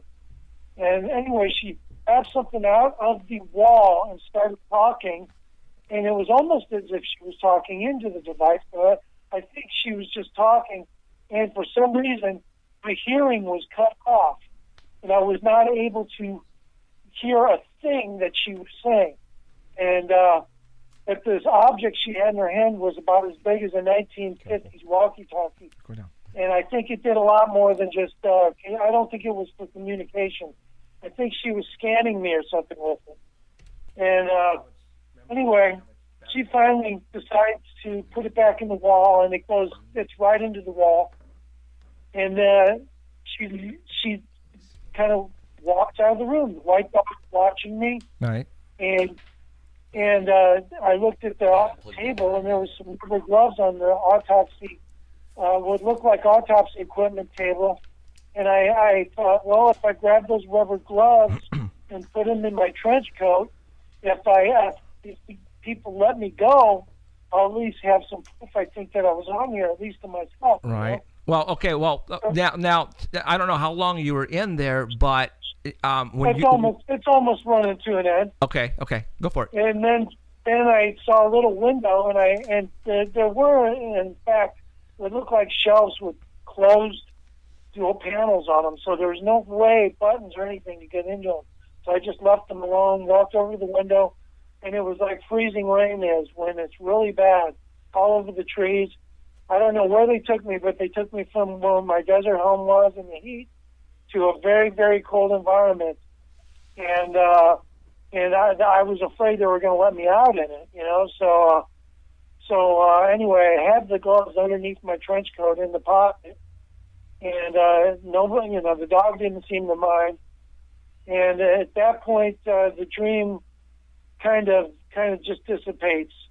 But it was very peculiar because everything that I was seeing was very, very realistic. And when I tried to claim, you know, hey, that must have been a dream, for something as detailed as that dream was, I don't think it was a dream. Well, okay, now if when you're saying that there's other people at your apartment complex looking at this thing, then obviously you know who those people are, right? That's exactly true. Okay. And the next day, I was out trolling around looking for somebody to connect with. Right. And none of the people that I saw there, and there was only about 3 or 4 I actually paid attention to. The rest I really didn't pay attention to. I was looking at the UFO. It's that one over here. So I was looking for those 3 people, and I did not find them. And when I did, I became almost fearful of asking them, do you remember standing there and seeing something? Because I wasn't absolutely 100% sure this exact person was standing there for some reason. At the time, it threw me. It kind of gave me like post-traumatic stress syndrome, a little bit of it, because it shocked me so much. Mm-hmm. And at that point, I just gave up, and I said, I just think it was an event. I can't explain it, but I do not think it was a dream. Well, like I said, the only way you can confirm something like that is if you remember in your dream the specific people that were out in your apartment complex and going up to them and verifying, you know, if they say... 2 of them, at least 2 of them were complete strangers. Uh-huh. The one that I think I recognized when I woke up, by the time I woke up that morning, and, you know, I tried to convince myself that was a dream. Right. And I was, like, not convinced because it was like, you know, I was really there. It was just outside my apartment complex. Mm-hmm. And those people were standing out there, but I was paying attention to the UFO. Right. The crux of this is I really didn't connect with somebody that I know from the apartment complex because I really wasn't 100% sure they would think I had my marbles together if I did ask them. Right. Well, I mean, in order to ask somebody like that, you just have to say, you know, last. Well, no, actually, last night you just have to say, like, last night. Do you remember experiencing anything weird out here, you know, last night? And if they say, what are you talking about? You know, sometimes if you do experience, depending if there's a lot of people, they're not going to fess up to it because to them it was just a dream. And if they finally realized it wasn't a dream, they're not going to tell you if it was real. Because then obviously if people of that caliber that are not believers...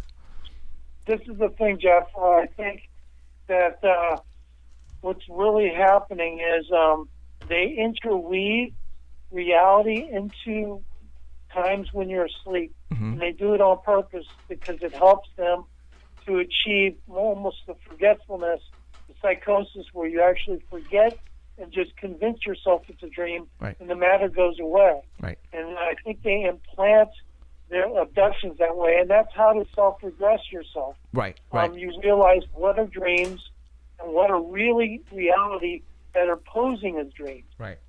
Well, you know, okay, I'm going to let you go. Thank you for the story. Okay. I appreciate it. Thanks. All right, thanks, Jeff. All right. Thanks. Okay, see ya. You Yeah, know, bye. we had somebody on, I'm going to say about 3 or 4 months ago, who, when they were young, their father was a pilot. And it was the daughter and the son, and they were both, all 3 of them were flying in a Cessna airplane, right? I'm not sure exactly where. And what happened is in mid-flight is a spaceship. To them, it was like a very large craft, came right beside them. And you know, the reason why they remember it now, I'm going to go through it really quick, is that they felt that they were abducted. But the only problem is they don't remember landing the plane. They don't remember going home. They don't remember getting into a car, then going home. And what happened years later, after the father passed away, is something jotted their mind. I don't know if it was a word, a vision that they saw. That's, you know, because I think it was her that says, "Wait a minute, and I remember flying with Dad," and you know, and then so, you know, that can be done. They can definitely do something to your brain, your mind, for you not to remember things. And we've had many cases of that. Like all of them. I asked all the people that were sharing UFO stories, even if it was just like they were saying they were hovering over the car. Right. Do you remember if there was any lost time? Because that's the one you get from everybody. And then I got a question out of that. This is a good question off chat. Okay. It says, if you actually caught a Bigfoot, how would you go about keeping the government from stepping in because of they're desperate to hide the truth? We have plans. We do. We already have plans set. All right. We've had meetings with a couple of people. And I'm sorry, but I cannot tell you because we don't know who you are. But we well, we don't want to say it on here, no, or even type it. No, like no. we get shut down, like our internet, like our Skype, and like when he showed that video right now and it shut the internet down. See, it shouldn't have done that. And I'm going to tell you guys right now why. On live stream, we have numbers that represent the streaming activity on this particular program through live stream, and it's given us the CPU percentage being used at the time. Before we didn't have this computer system that I just purchased for $1,500. That's, I mean, almost top of line, right? It's good. It's good. It's It's top better. Of the line. It's better than we had before. A lot better. Well, if I was gonna like buy parts for that, that the computer would be around $3,500. Okay. So, but only I got a deal. I did some, stuff through Newegg and one that was already built, and they so sold like it that way. it's an i7 quad core, 4.0 gigahertz with 16 gigs of RAM, with the top of the line 970, I think it is, video card. And I mean, and all really top of the line stuff, and an SSD with the Windows operating system, and a 1 gigabyte or 1 terabyte hard drive. Yeah, the hard drive that you save all, like for storage and stuff like that. Right. But the SSD is fast. Okay, the i7 4.0 gigahertz, that's fast. All right, and i7 with the motherboard alone all by itself is like $500. Okay. The processor, if I buy it all by itself, is $800.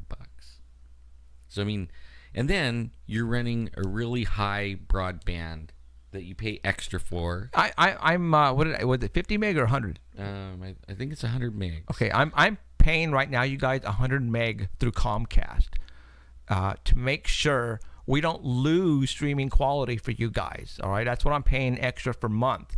Plus, I am paying extra for live stream.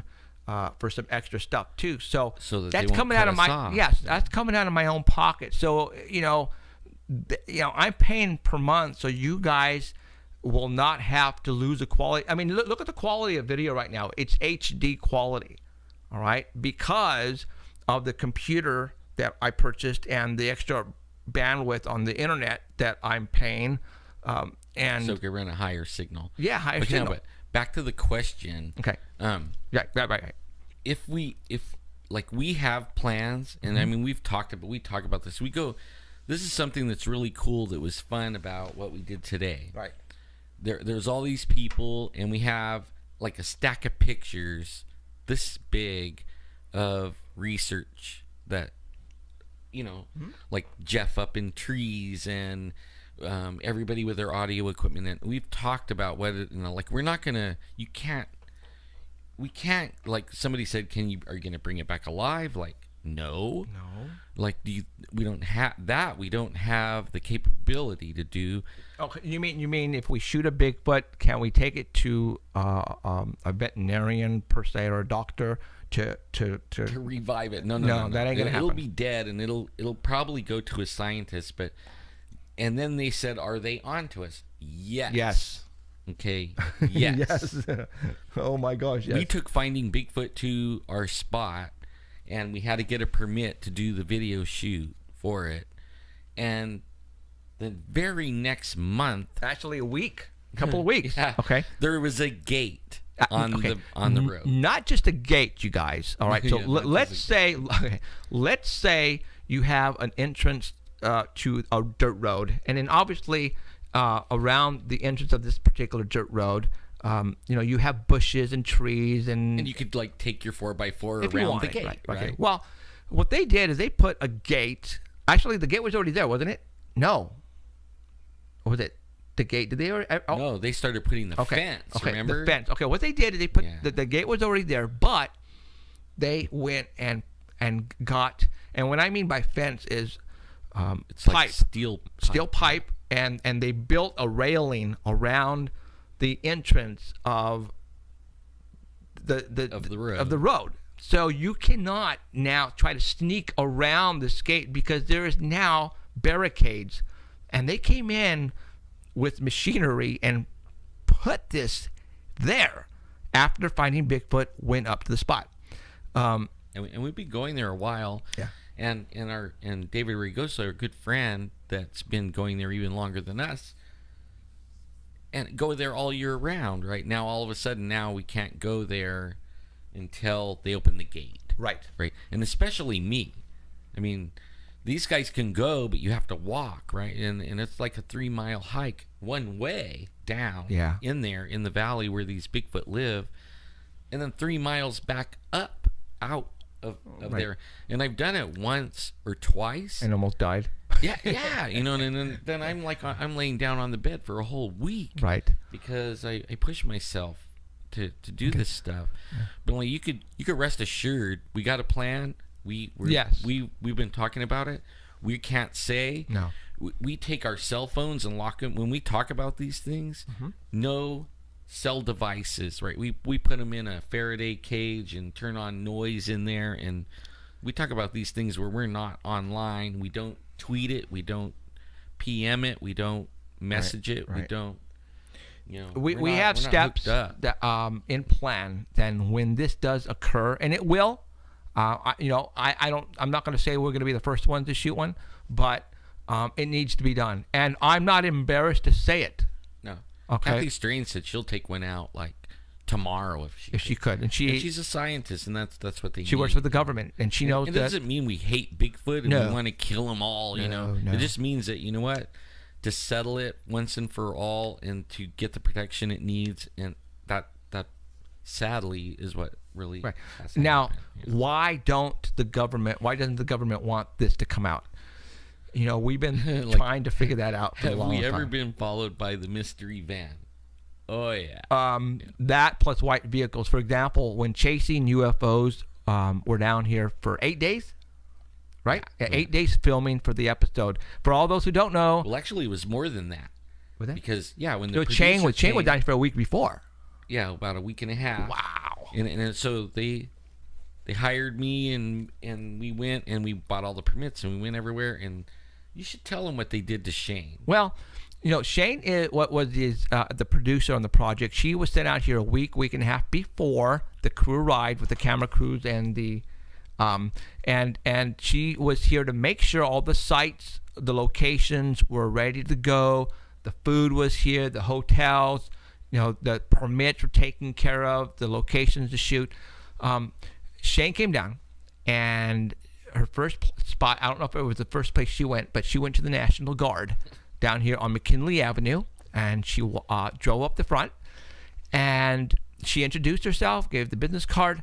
Now, Shane is a very petite girl. She's about size 4'5", 4'5", or something like that. Yeah, 4'5". Okay, and the military, like 90 pounds. military personnel there at the gate held her hostage with AR-15s.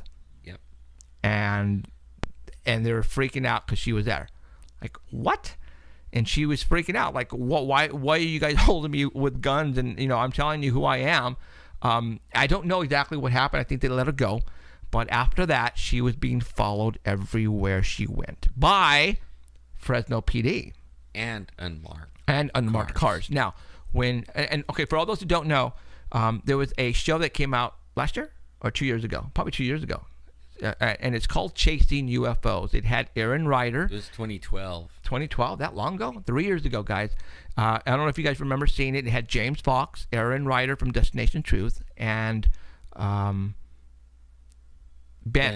McGee. Yeah, Ben McGee. That's the Renee of the group, who tries to debunk everything. And they came down to Fresno to shoot an episode. For all those who remember, that's the episode. And you can go to YouTube right now, type in Chasing UFOs, and the name of the episode was called Dirty Secrets. For those who haven't seen it, go check it out, because you'll see the white van. Okay. And you know what? A lot of people were saying that was a setup. Bull. SHIT. No, a lot of reality shows are Yes. set up. This wasn't. I mean, this one, in fact, they were tripping out. These guys tripped out because... And you will see my... we're not going to see no van, and then all of a sudden here comes this van, four-wheel drive van with all kinds of stuff You on can it. see my expression when we see this van drive out where we were at, which is the levee, and I went, yes! And they were probably looking at me, probably going, it was staged. It was staged. I'm pretty sure that's what they were thinking, right? Oh, yeah, that is what they thought. Afterwards, because I was working with them, I had to stay with them. So Jeffrey would go home, Yeah, I would sleep. And then we would go back to the hotel and unload everything. And that's all they wanted to talk about was how it was staged. But only me and Shane, because now that video that just shut him off, right? Oh, you want to talk about that? This is connected to that video. All right, we're going to tell you what happened there. That's why it shut him off. Okay. And we're going to tell you. Okay, here we go. All right, ready? Hope we don't get in trouble. They'll just shut us off. When Shane was here the week before preparing for the crew to come in, I kept bugging her. I said, man, I have to take you to the spot. I have to take you to the spot. You will... It's killer. You could maybe get a permit or from the owner to shoot here. And she finally gave in. So it was me, Shane, Alan, and his brother Jimmy. Yep. We were in my truck, and we drove up the hill to this spot where the video that I just showed you, okay? We drive up to the top of the hill where this house is at. And I knocked on the door, and the guy answers, and I said, hi.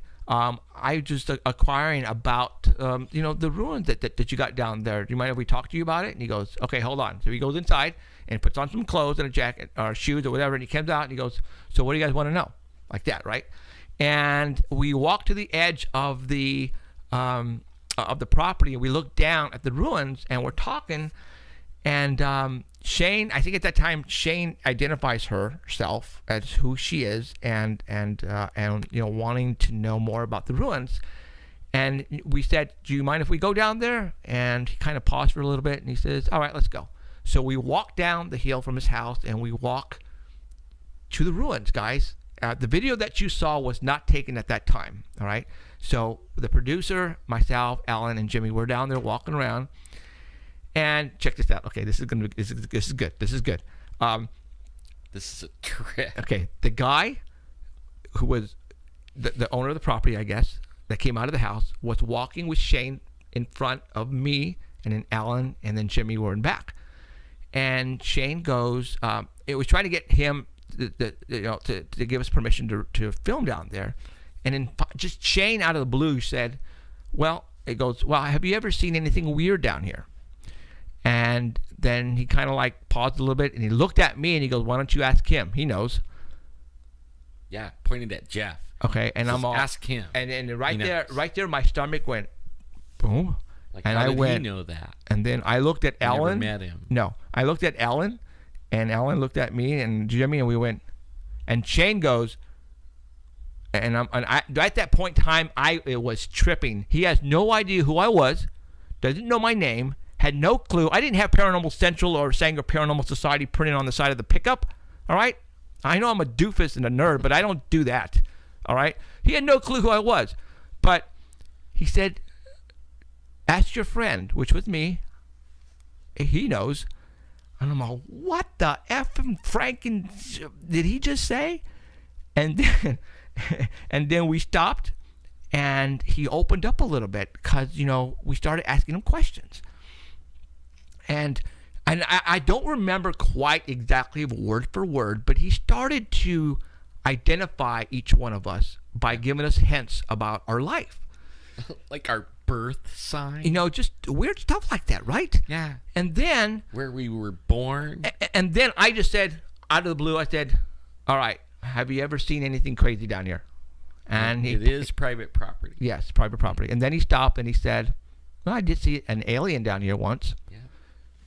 And we just froze. And you could hear a pin drop. And Shane looked at me, the producer, and she's freaking out. Well, what happened before that is the property personnel was telling Shane about her and what she was doing, and she was tripping out because, like, how did this guy know who I am? Yeah, he knew about the TV producer that we brought there, and not only that, and then he was threatening her, kind of like. This is what he said. He goes, you know that you can get shut down, that your show might not get played. This episode might not get played. And she's going, what do you mean? I'm just telling you, your episode might not get played. And we're just like, what the fracking did he just say? And he's, we're tripping. We are totally tripping. Now, check this out. We're not done yet, you guys. I need to get that. Can you get that for me? What is it? The statue with the legs? Right here? Oh, yeah. Okay. All right.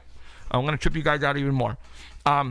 Does everybody remember the video on YouTube right now that's called The Night Crawlers of Fresno? All right. How many of you guys have seen that? If not, you guys go see it. Google it. YouTube, Night Crawlers of Fresno. A guy in Fresno videotaped on his security cameras 2 creatures walking across the front lawn of his house. Fact or faked, came down, tried to debunk it, tried to say it was a hoax. Couldn't do it. All right. Well, check this out. As we were finishing with Shane, we started to walk up the hill. And Jimmy walked on the other side of the house, and he goes, Jeff, quick, come here, right? And, hold on. Yeah, it's broken at the bottom. I don't want to show this to you yet, because I'm going to blow you away. All right. So I go up to Jimmy, and he's on the side of the garage, and there's like shelving right on the side of the garage, and there's a bunch of what do you call that? Ceramics and pottery, right? Yes, I guess this guy has a friend who does this. And then famous friend. And then he points to the top shelf and he goes, look. And I'm looking at these things and I said, what the frack? And then they did a lot of fracking. What the? Okay. So what he was pointing to was some statues. All right, and these statues look very familiar to Alan and Jimmy and myself, and I'm going, are you kidding me? Are we in a Twilight Zone movie? Well, to make a long story short, we became friends with him, sort of, kind of. Yeah, we did. Very weird guy. We call him the gatekeeper. That's what we call him. The gatekeeper. All right. We went out and met some of his friends, right? Oh, that's another story. We'll talk about. Okay, hold on. Let me show. Oh my God! All right, we're gonna show you this statue. Anyways, we went back at a later date. Yep. And he gave me one of these statues. All right, let me show you one of these statues. Yeah, you could go on YouTube and type in Fresno Night Crawlers, and it will show you these things alive and walking across somebody's yard. Okay. That size, like 2 feet tall. Okay. Big feet, big old long legs. We are not messing with you guys. This shit happened. And I can say that because we're on the internet. Sorry, Art Bell. Do you see this right here? A creature, small body and then long legs. All right. He had a bunch of these on the top shelf. And we're like, okay, we are definitely tripping here. We are in a Twilight Zone episode. Okay, we all of a sudden found these ruins where he said there's aliens, and all of a sudden we see this. All right, now. And that's something that we know about is the night crawlers. I mean, it's like a big deal in Fresno. Okay, a lot of people still don't know about night crawlers. Right. I mean, just around the world, all you guys in around the world, go to YouTube, type in night crawlers of Fresno. All right, now check this out. It just so happens that this guy who lives there, who says he's the owner, we call the gatekeeper. The gatekeeper. Okay. His friend is Stan Bitters. Yeah. He is a very well-known worldwide, what would you call him, sculpture? Anyways, he does sculpture, very famous pottery sculptures for movie stars, for businesses. They pay mega dollars, right? Duncan Ceramics. Yeah. And where did he get the idea for this? Why? Where would somebody of that caliber design what looks to me? And look at you can't see the feet, guys, but it has big feet on there. There's big feet. And if you go on YouTube and type in night Crawlers crawlers of Fresno, you'll see exactly what this guy made. Okay. So we're here where these ruins are at, which I think are very, very unique. Shouldn't be there in Fresno, California. A lot of UFO sightings around this area. And the guy said, I saw an alien here one time. And then we find these statues which represent alien statues on this property. And he gives me one, I guess, to shut me up. I think is the reason why. Yeah, how much did he say it was worth? About $7,000. Okay, he gave me a statue that was worth $7,000. Now, I don't think Stan Bitters knows he gave it to me, but I think he gave it to me to shut my mouth. How can I shut my mouth, you guys? Really? So the famous artist of Stan Bitters, and the reason why I think she chose to give me this one because it was off color and it wasn't really the type, but I checked the pricing on this and he said, yeah, it's something like this, probably worth $6-7 grand. I'm all, okay. And no, I did not pay $6-7 grand for this. He gave me this. And I think he gave it to me to shut up. Yeah. All right. I think he did. And actually, we've left him alone. Yeah, we left him alone. But you know what? I'm just going to call you Bob. We're going to come and see you. Because we have a TV show now. And I remember you said that, Bob, that later on you were going to allow us to come and film this. I know you're watching this, Bob. You're not Bob. Or some of the gatekeepers, like Bob's employees. We're gonna come and see you probably this week or something. As a matter of fact, I'm gonna call you, Bob, and I'm gonna make an appointment to come and see you because I really want to. But I'm gonna try, guys. I really am. I'm trying, and I know we're blowing your mind. You guys think we're smoking the crack, but no, this is actually happening to us here in Fresno, Cal. There's so much more that we need to tell you. As a matter of fact, we became friends with Bob, and he said, you need to meet some of my friends. This guy, Bob, is very intelligent. Man. This guy is a very intelligent person. I'm just going to, IQ way up there, over 100, easy. Over the moon. Okay, high Q, very, very, just way up there. And he says, I would like for you, Alan and yourself, to meet some of my friends. I go, we have a club, Ma. What type of club, Bob? Well, we meet here at this certain location. Before you even go there, what about his friend that we met at the Barnes & Noble at the bookstore? Oh, Halliburton. I shouldn't say that name, huh? It'll get me shut down. Okay. Yeah. We go and we meet Bob. because he wanted to meet one of his friends before we met all of his other friends. And we sat down before they closed down the bookstore across from the river park. But and see, we sat down. we didn't know we were going to meet this guy. No. As a matter of fact, you're right. He was sneaky, like meet me at the bookstore. He was showing us some photographs. He showed us the picture of the location. Oh my God, that was so photoshopped. Not even funny. Okay. He snuck, and then what he did is he had his friend there checking us out. And it sat down with us. Later, we get to meet that guy. Okay, then he sat down with us, right? And he introduced himself. I forgot his name. And he says his last name, I kid you not, I forgot his first name, but his last name was Halliburton. Yep. All right? And then swear to God. I asked him, the Halliburtons? You know? And he said, yeah. Okay, now, and then we saw the vehicle he was driving.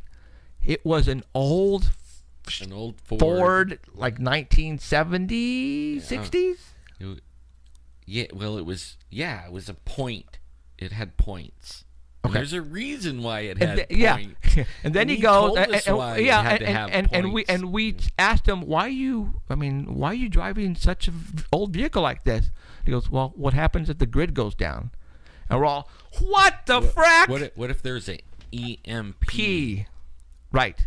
And we said, what did he just say? I looked at Alan. Alan looked at me. I'm going, no, he did not just say that. And he actually looked all over the place for that certain truck, model, and everything, because it had certain qualities that in case the EMP went off, that he could drive that vehicle. Right, and fix it and everything. And there would be parts all over the place. His last name is Halliburton. He knows the gatekeeper, Bob, who has the statues of aliens at his house, at the ruins that don't exist, that nobody knows. Okay. Then he goes, would you guys like to meet some of my friends? And I said, okay. So we went to the In-N-Out Burger at River Park, and he had 4 or 5 or 6 of his friends that were sitting there. How would you describe these guys? They were NASA scientists. That's what I think they were. They were. What is it? Mensa? What? How do you? Right. Yeah. Mensa. Mensa. Yeah. What? Like the most intelligent people probably around. You could tell they were real. Like they make the joke. Only if you're a rocket scientist. These guys are rocket scientists. Okay. One guy had the LA Times crossword puzzle, and he was just and he had like 4 or 5 of them, and he was filling them out in like 10 minutes. The one, and I was just sitting there staring at him, going, "Man, I can't even do the easy ones." I am sitting down there, and I'm going, "These guys, they don't look normal." And what I mean by that is, this was a group. I mean, if they would just one of them was a 2-star general for sure, right? I don't remember. One of them really was a scientist. Yeah. And one of them was a professor and then one of them owned his own business, but they didn't say what it was. And then there was Halliburton. And you could tell they were all intelligent. Oh yeah. Oh my God, like off the chart. But yet they wanted.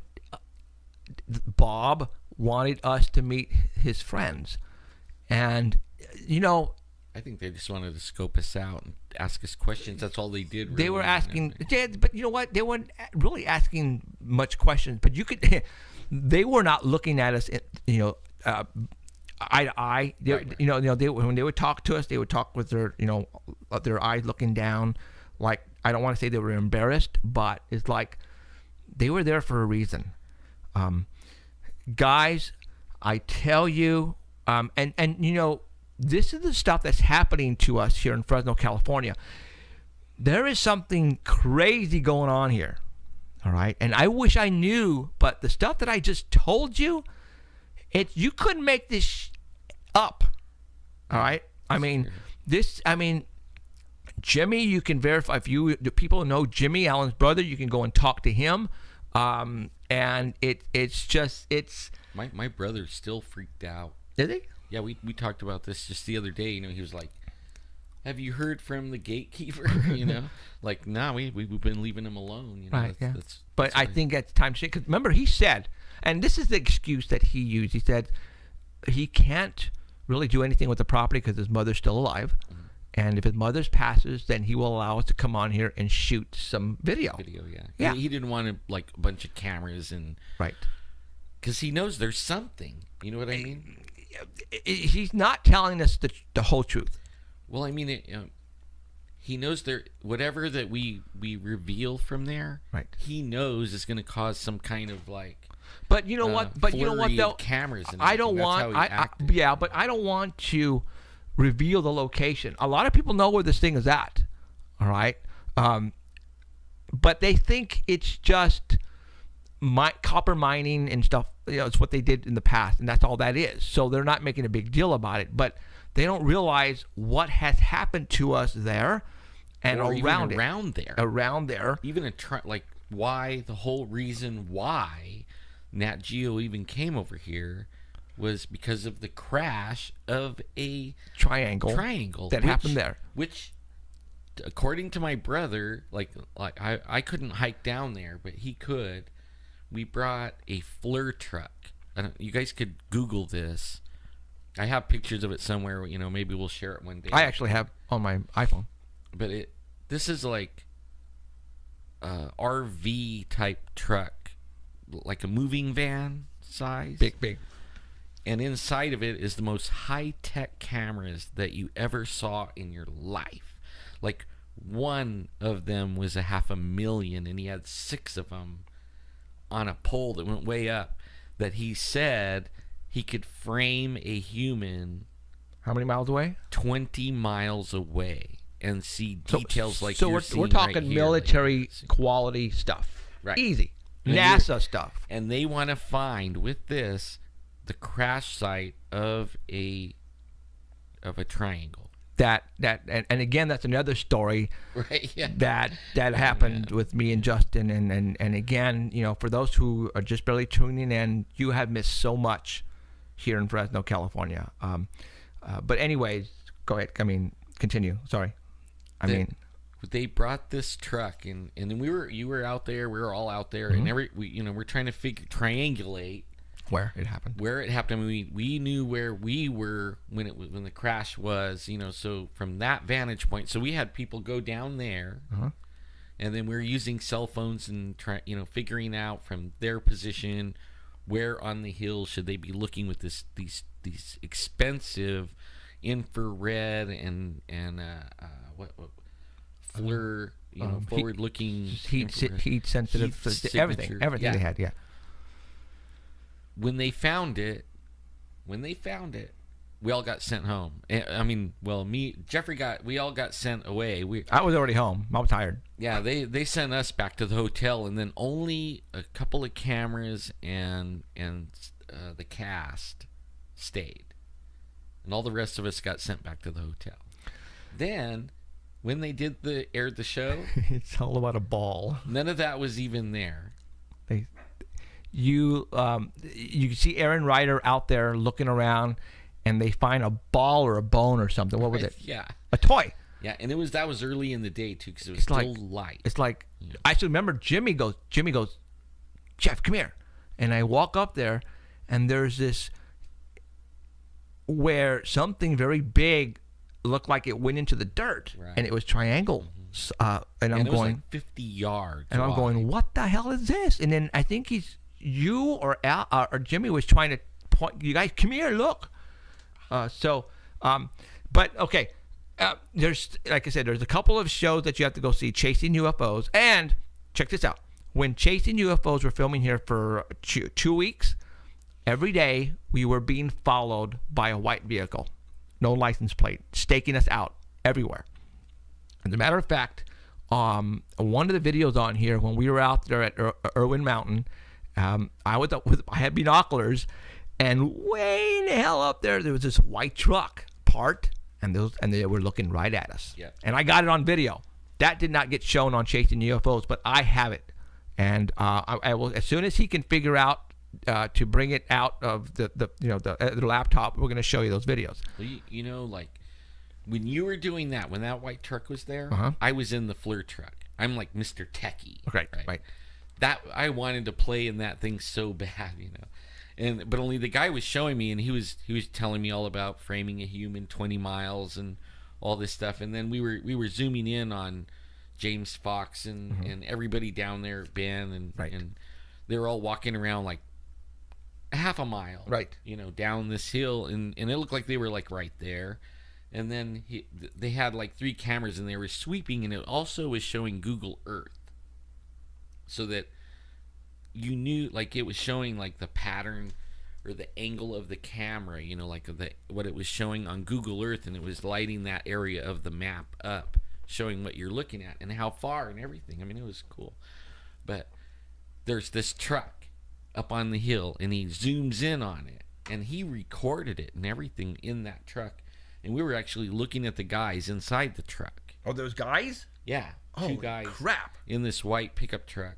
And it was way off on, and then it was almost like they knew we were looking at them. And all of a sudden they went around the back of the hill, and nobody saw them again. Right. After that. They were gone. But we got them really good with the FLIR. Why didn't they use that footage? It's what beyond me. And they also weren't on the air very long. They got shut down. First season, they were shut down. Yep. Yeah. And there was a whole bunch of things that happened on that show. I mean, while we were when we were shooting it, I mean, it was almost unbelievable. Even before we started shooting it, we were being followed, and the producers being followed by cops and everything. Then while we were shooting it, there was cars parked like everywhere watching us leave the hotel. I mean, it was ridiculous. It was ridiculous, awesome. You know? Yeah, it was really like cool. It was wow. Now, now, why did Chasing UFOs come here in the first place? I got a call many moons ago, and a guy called me, and I said, "Hello." I go, "Hey." He go, "This Jeff?" I go, "Yeah." I go, "Hey, this is James Fox." And I went, "What you talking about, Willis?" My voice. I go, what you talking about, Willis? And he goes, "You know who I am?" I'm all, "Nah." And then he had to persuade me. Yeah, this is James Fox, and I'm calling because I want to inquire about the triangle crash that occurred there in Fresno. And I said, okay. And well, that's how it all happened. James Fox was looking for cases to film for the show, and that's how they came to Fresno. It was because of that triangle crash. You guys are probably going, "What triangle crash?" I can't. It's too long of a story to even tell you what happened on the Justin. Well, I know we have time. You guys want to hear about it? Got a yeah, we got. Okay, all right. When did this happen? Okay, now that was like 2011. Okay, it was like maybe a year before, because we filmed it in January of 2012. Okay, and it came out in June, I think. I don't remember, man. So much stuff has been happening to us. So let's just say sure 2010 or 2011. It was like, yeah, around the end of the summer of maybe 2010. Okay. This is what happened. You guys all know I have a 24-hour hotline phone that I eat, sleep, and do other things with it. And this number is he puts it on vibrate, and he says, "I just put this on pleasure." No, I'm just kidding, man. You know, if you go Google, and a lot of people have been telling me this, I haven't tried it yet. If you go Google paranormal and 24-hour hotline, paranormal hotline, UFO hotline, my number will come up. That's how I get these calls. We got a call from a guy named Justin, and he lived around this area. This was before the crash, all right? And we went and met with him. Yep, that's okay? right. And we went and talked with him, and he was telling us seeing things, right? We're going, okay, well, what are you smoking? Okay, what drugs are you taking? Seriously. Really weird too. Okay, seriously, this is what we were telling him. I mean, he was telling us some unbelievable stuff that you're going, all right? Okay? And that's what the first reaction, the first vibe we got from him. You really, dude, really? Okay. So, I mean, he was telling us stuff that I'm not gonna even tell you right now because it's just you guys are gonna think you're smoking crack, which I thought he was. We actually had the discussion when we left, like, dude, are you smoking drugs? Should we believe that guy? Man, oh my god. Okay. So, and he was telling us about what was going around there. So we took it as okay. take it as a grain of salt, and we go back. We're talking about it, right? I don't know about this dude. I really don't know about him. So, and Justin's probably listening to us right now. I'm sorry, Justin and Eva, but that's what we thought at the very beginning. But we believe you now. Yeah, absolutely, Yes, we do. because there's so much stuff that's going on in your house. But anyway, so it was a Saturday, right around 7 or 7:30. How do I know this? Because I just finished taking a shower, and I was in the family room, and my phone goes off, and I answer it, and Justin goes, Jeff. I go, yeah. He goes, dude, you need to get over here now. I'm going, why? He goes, a triangle just crashed on the side of the hill over here. And I'm all, what? Who's that? It's on Oh vibrate. God, I See, hope that. I told you. I It's on really hope. pleasure. I really hope that's not Justin. Let me answer this. Hold on. That's funny.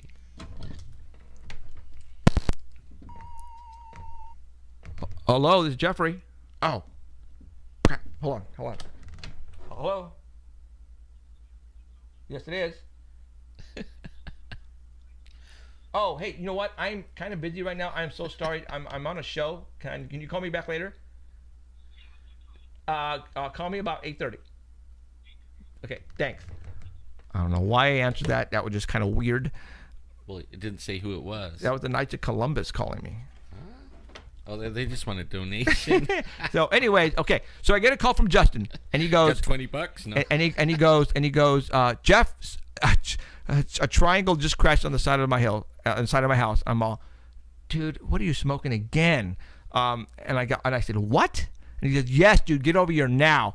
And I could hear in the background some ladies screaming and yelling, there it is, what is it? There it is, what is it?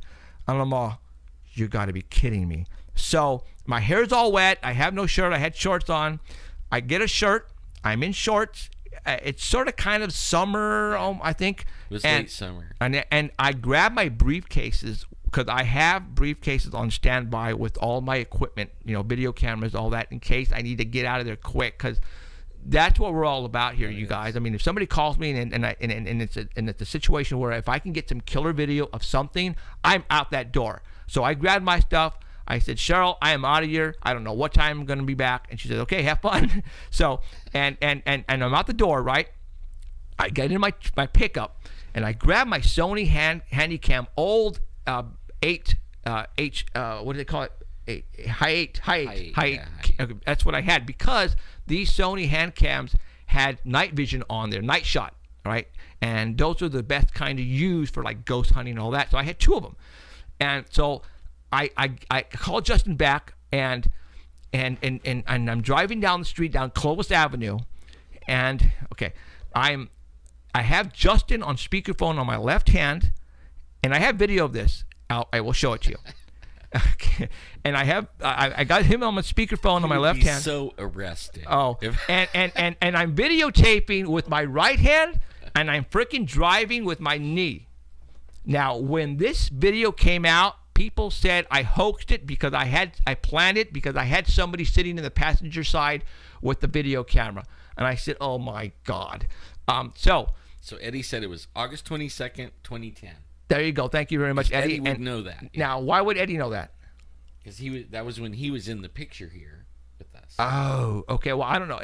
Ask him how. Is there a video on? I know I have videos of that crap on YouTube on a different channel, and I just don't know how to get to it. See, he might have looked. He might have looked. But only oh, he you know was what? No, around. you're right. Because I mean, if you go Google triangle crash in Fresno, it's all over. There's people who write about it and stuff. So, anyways, so I'm getting on the freeway at 180. And I'm going, Hi, Eddie. and I'm going west, and I'm again. I've got Justin on the speakerphone. I'm videotaping with my right hand, and I swear to God, I'm driving with my knee. And sometimes when I have to turn the steering wheel, I will use this left hand.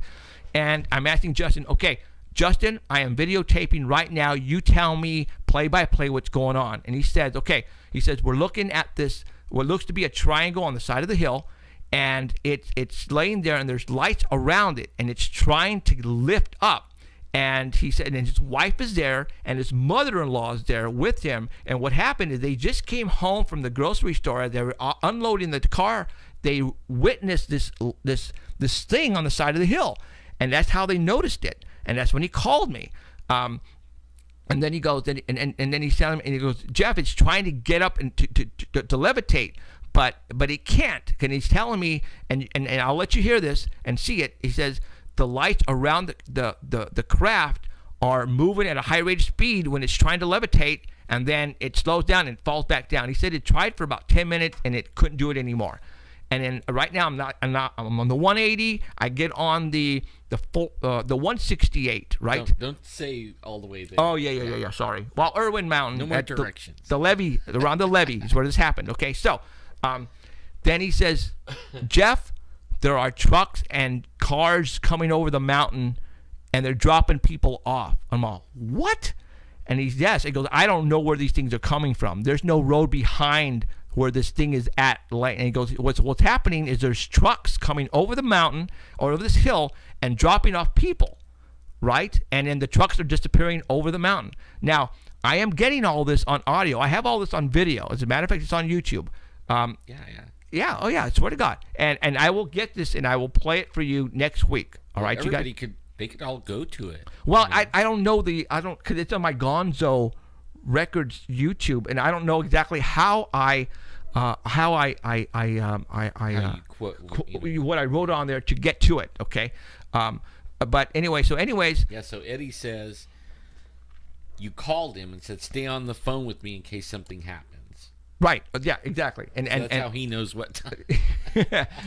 So, well, and for all those who don't know, Eddie Chavez was here with us and worked with us for a while, and he moved to L.A. Excellent videographer and web guy. So now I'm going down the 168, and I get up on the 168, and now I'm not going to tell you now. Let's just say I'm going north, okay?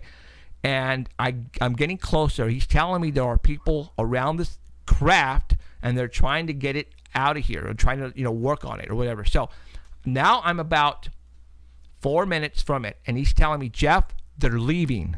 Everybody is leaving. The craft is still there, but they're leaving. I'm all, what do you mean they're leaving? They're going. They're getting in trucks. They're getting out of here.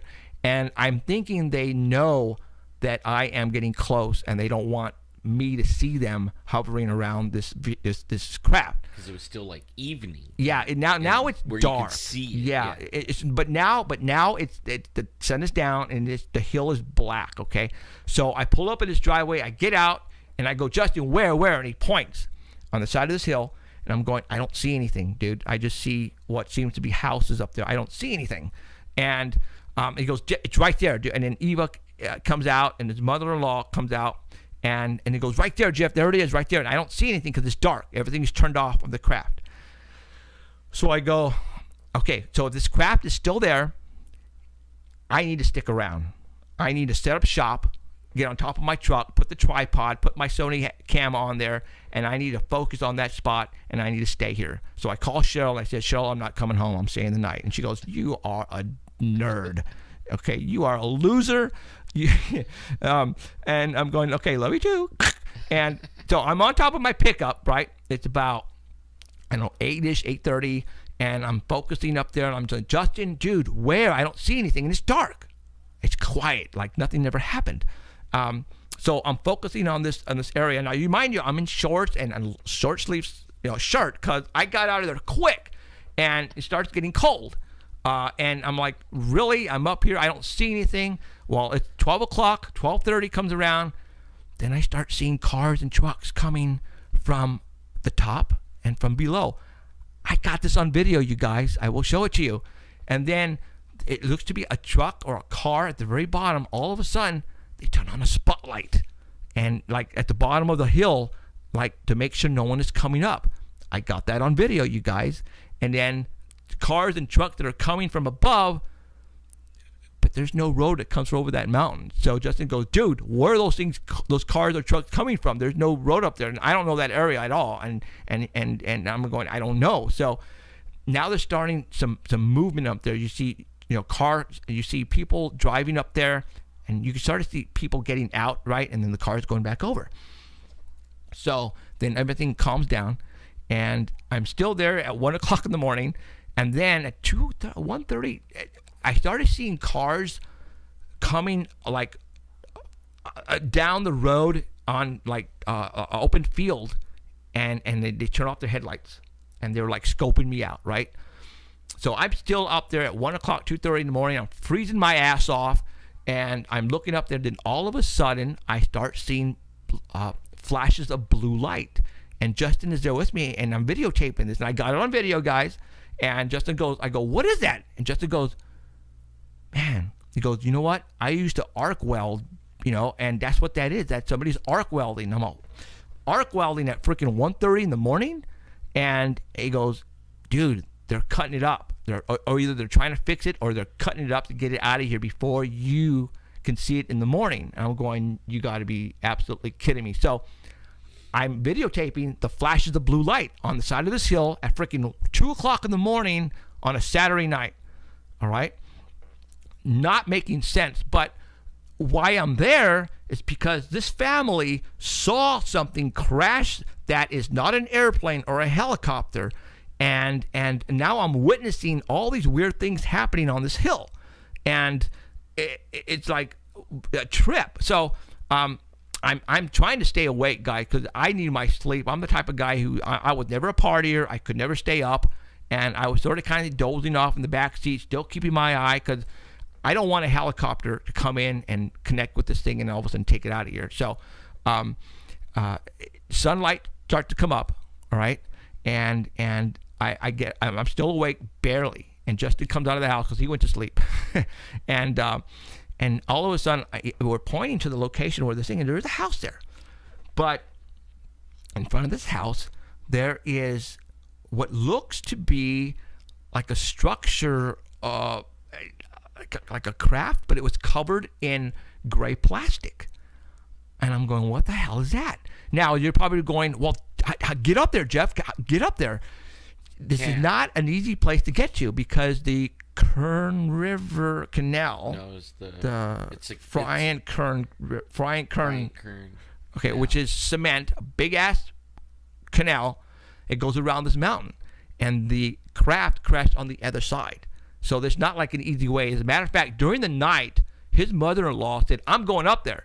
And Justin was trying to stop her because she wanted to get a closer look at this thing. So she gets into the truck and goes, and she's gone for an hour and comes back, and I couldn't get up there. And Justin goes, "It's stupid, Mom. I could have told you that." And since then, we 4-bite all over that mountain. Now, because we have access, thanks to Robert Scott. And we've sat out there many nights, and you never see anything. You know what I mean? Like, the mountain is dark. There's no cars. There's no activity. There's no anything. And Robert Scott's even went up to the top of it and spent the night on top of it. Right. Now, so I have 3 videos. I have one with me in my truck with Justin giving us the play-by-play stuff that's happening. I have another video with the headlights that are coming around the side of the hill at night and the spotlight coming on. I got a video of that. And I got a video of the blue flashing light at 1:30, 2 o'clock in the morning at the location where this thing supposedly crashed. Because at the time I get there, it's dark. I don't see anything, guys. So I'm questioning Justin on the location of this thing. Sun comes up. I'm still there.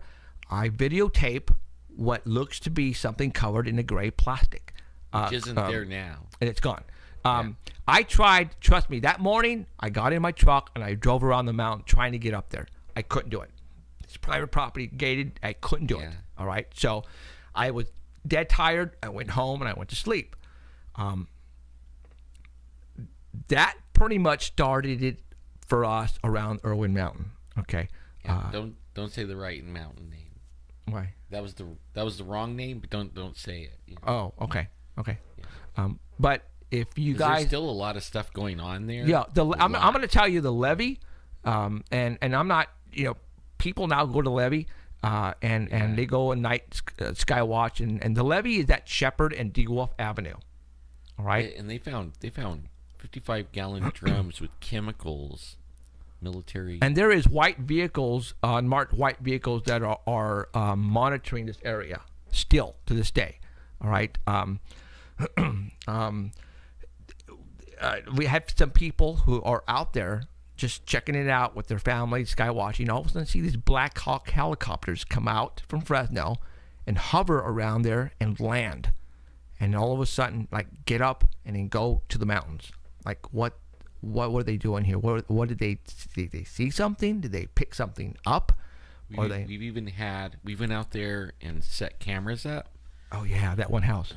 Yeah, and we talked to some of the farm hands out there, and they had some kind of creature growling at them from the bushes.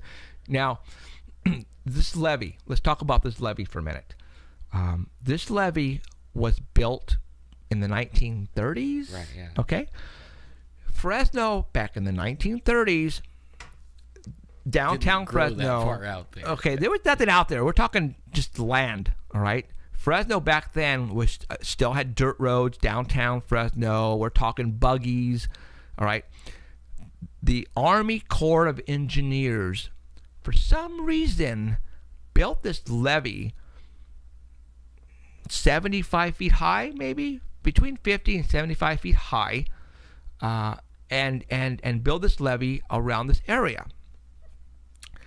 How do I know the Army Corps of Engineers did this? It's because one day, many years ago, when I was up there, I found this gold, copper, brass. There you go. A plate that was placed there, and it says Army Corps of Engineers. So they built that. Now, what's kind of funny that when I went to go back to try to find it, it was gone because I mentioned it on my show, and it was gone. Really? Okay. Now, back then, why would the government, the United States government, spend hundreds of thousands of dollars to build a levee, to build dirt up, and build it around this site where we're getting all this sightings and information coming out of that's just, very weird, and UFO sightings and possibly creatures as well? Yeah. Why would they do that? People were saying like doors opening and ships coming out of it. I mean, we've heard a lot of weird for those stuff who from listened there. to our show, I don't know, maybe a month ago when I had Adolf on here talking about, because he was the one who introduced me to the levee. This is where all this is happening. This is where, well, let's just say, is located. There's something going on here north of Fresno. Okay, should I say, okay, I'm probably going to get shut down, but I'm going to say this anyways. I don't care. Here we go. Okay. Because what I do, I have people who are now coming up to me and pulling me aside and telling me, dude, you need to talk to this guy, or you need to talk to this guy. And that happened. You guys all know I work for AT&T, and I have a lot of friends in the phone business, and I have one, this guy, his name is Jaw, he's Asian, Vietnamese, and he goes, Jeff, yeah, I go, you need to talk to my buddy. I'm going, why? Yeah, trust me, you need to talk to him. So I go, here's his number. So I call him, and I introduce myself. I go, hey, this is Jeffrey. Jaw told me to call you. And he goes, yeah. And I go, what about? He goes, well, before I call him, I sort of kind of knew what this guy did before, or what if he did now. But for all those who don't know, Fresno has a high population of Hmong. Okay, the Hmong people here. For some reason, Fresno is, and like Wisconsin too, I believe, right? Yeah. Okay, there's a big population of they Hmong. all move here because of the agriculture. Well, if that's what the case is, but this is what now. For those who don't know, General what's his name was here. Okay, now let's do this. Okay, now check this out. Did I ever tell you about this? Yeah, you have. Okay. He says, when I was talking to his buddy, he told me, my friend Jaw said, you need to talk to this guy. And I go, why? I go, well, he used to be the bodyguard for General Vang Pao. And for all those who don't know, he was the general for the Hmong community who was fighting in Laos, I believe. Okay. And he goes, you need to call him. I go, okay. So I called him, and I said, okay, so tell me, what do you want to tell me? And he goes, well, I used to be the bodyguard for Vang Pao, and now he's passed away. And he said that one day we were taken up north of Fresno, and we were taken to an underground facility north of Fresno. And he said it was controlled by the FBI. CIA. Man, they are pissed at me right now. I know they are. And we went underground. And he says there is a big facility north of Fresno, and it's controlled by the CIA. And he says that he goes, you have no idea what's going on under Fresno. And that's all he said. So what I think is happening is they were assisting Vang Pao back when they were in in the war, and I don't know how or what they were doing, and I'm not going to speculate, and I'm going to stop right there. But I could really get in trouble by speculating. so this is the type of stuff, and I've told you guys before, we think there's something going on underneath Fresno. Well, this is a little bit of clarification of what we think is going on. And then I think a lot more is actually happening. I think the underground bases aren't just like where he went. I think they're east. They're all over the place. South, under. Right.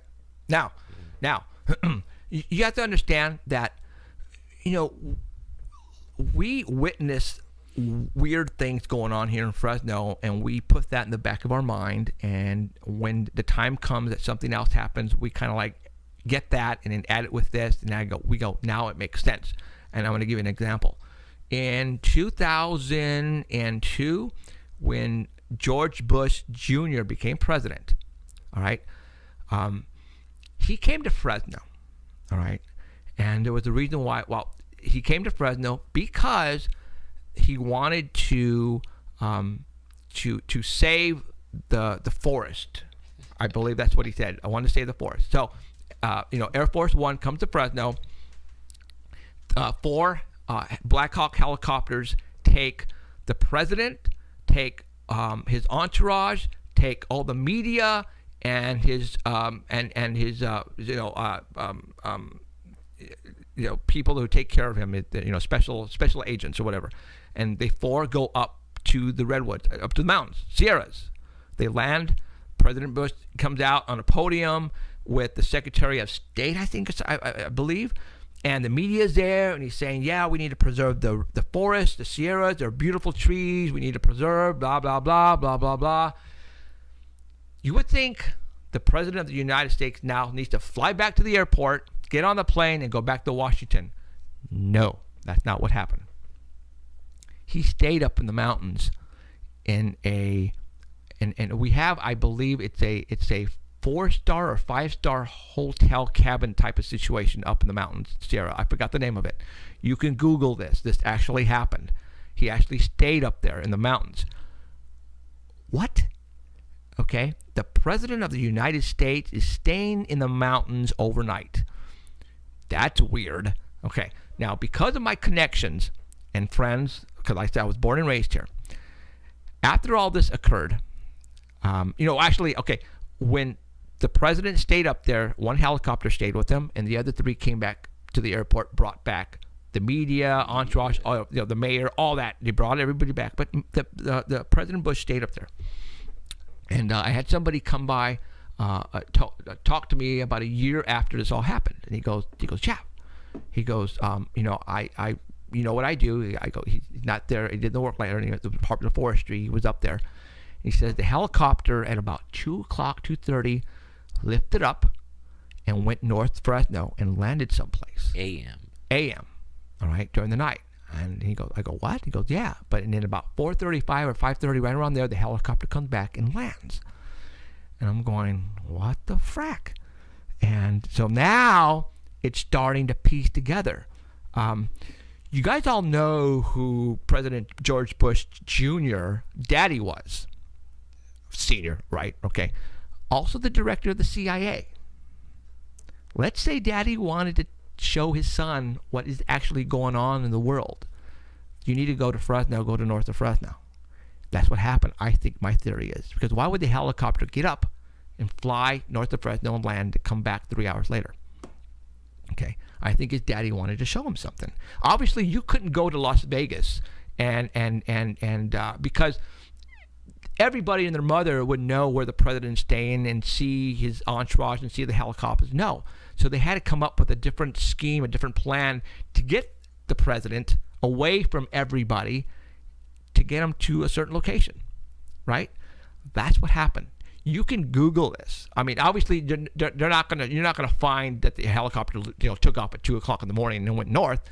But why would the president of the United States of America stay up at a 4-star hotel up in the mountains because he's a forestry guy?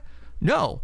I think this was the only way to get him away from all of you out there and to get him north of Fresno where whatever is out there and show him what was going on.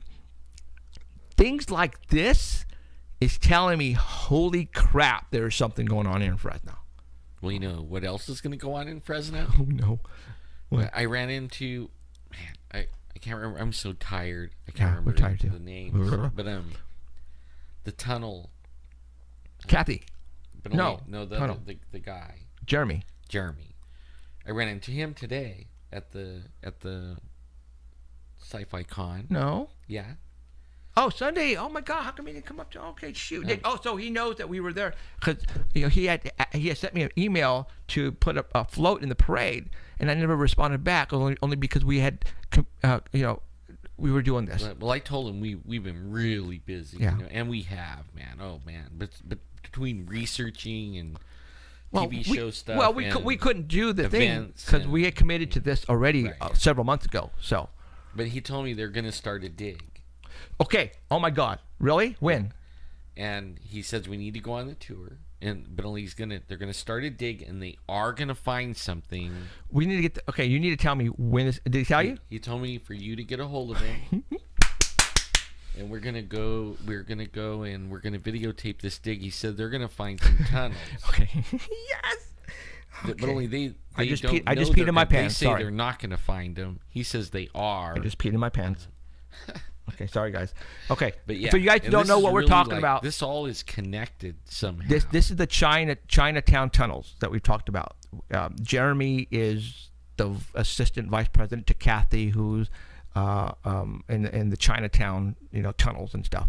We're gonna use this for a TV show. So I remember him on the set when we interviewed them that they were going to start a dig, and he wanted to have my camera crew there. So when we find it, we're going to videotape it and put it for the TV. So yes, He says it's going to be huge. Oh God! That there All right. might even be stuff in it. Okay, I need to call. And we have to be there to videotape. I will call him tomorrow. Document it. I will call him tomorrow. Because this is going to be good. See, guys, who wants to move to Fresno? Yeah, but Fresno doesn't want you to move here. Exactly. Let's talk about that. Fresno does not want you here. They are turning the water off. They are running businesses out of Fresno. They want all you guys to get the hell out of Fresno. Why is that? And go to Google and YouTube and type in Fresno butt of jokes, Fresno joke. Whenever you watch a movie or a TV show, you always have people making fun of Fresno. I mean, I can name you a bunch of shows. I mean, and you guys can verify this. You guys probably go, yeah, they make fun of Fresno on all the TV shows, all the movies. For some reason, Fresno is the butt of the jokes. Yeah, we're the dumbest. The we're the dumbest. dirtiest. We're the Yes. on every list. Now let's think about this. Why don't they want people here? We even talked about this earlier. Like they got rid of Donald Trump. They got what was the singer? Sammy Hagar. Sammy Hagar. They got him out of town. You know, I mean, they got rid of everybody. whenever they're trying to bring in something very exciting to Fresno, bam, it gets shut down and it's gone. All right, they're turning off the water for the farmers, and it's like people are moving out of Fresno because there's no job. Well, there's no jobs anywhere, but without water, guys, they can't farm here, and the lands are drying up, and all because the stupid little minnow fish. What are they called? The little pollywog fishies that the Oh man, I can't remember the yeah, because I'm freaking tired. That the PETA, not PETA people, but the whatever. They're trying to save the little fishies, screw the farmers and the food. And they're shutting down the forest. I've been and going. the farmers. I've been going and fighting because I told you earlier I can't walk down and hike down to the spot, and they won't even. The only Medicare gives me a power chair. Okay, power chairs aren't even meant to go out of your house. Okay? Because they can't drive on. No, I mean, but they make them where it's not really meant to go out of your house. You're supposed to be homebound. That's where they really want me, right? They tell me You're homebound, right? So I tell him I want something to go with my friends hiking. I'm disabled. You can't keep me from doing it. You know, there's disability laws and all this stuff. And they told me that the only thing I could take is my power chair. Well, you know what? I was talking to somebody who on Blackstone, who I work for AT&T. I was repairing his phone line, and he repairs off-road vehicles, and I tell him, you know, if they're not going to allow gas-powered engines, right? Period. But anything battery is okay. So he said a golf cart would be fine. You know, anything like that, anything that has battery, you're cool. So he even goes, you know, they make now golf carts that are freaking a foot off the ground with 4x4 wheels and stuff, and you can use those. They can't say absolutely jack about that. So golf carts we can find like for about $1,000, $1,200, and then you know you can I can ride a bike. You know, you could drive the damn thing and carry you know the stuff on it. You know that's pull you guys in a trailer. Well, see, the golf cart. Well, for one thing, the battery power has to last for us to get down and get back up. Yeah. Okay, so we need to figure that out. That means you have to add more batteries. Yeah, whatever it takes, because and that's the big thing. But and we were talking, and they're probably listening to us right now at the forestry department, because you know there's no rain and no snow right now because of the drought, and they keep the gates locked right before Memorial Day weekend, and they open them up only because of the weather. They don't want people up there getting stuck and dying on you know and freezing to death because they can't get out, and then people go up there without 4x4s. Well, maybe well, you ought to call. Maybe you ought to call and find out. Hey, are you guys going to open the gates early? Yeah, because they're going to open up Tioga Pass early. Okay, and I'm going to tell you why, because, and I'm going to show you pictures or videos next week. I know Alan can fix this. Is you know, I want to show you the pieces of firewood that are up at 80 feet up in the sky and high in this tree, one stuck in the knot. Now you remember, the pictures that actually I showed you right a little while ago is pictures of me placing the video cameras at the base of that particular tree. All right, that's been there since May of last year.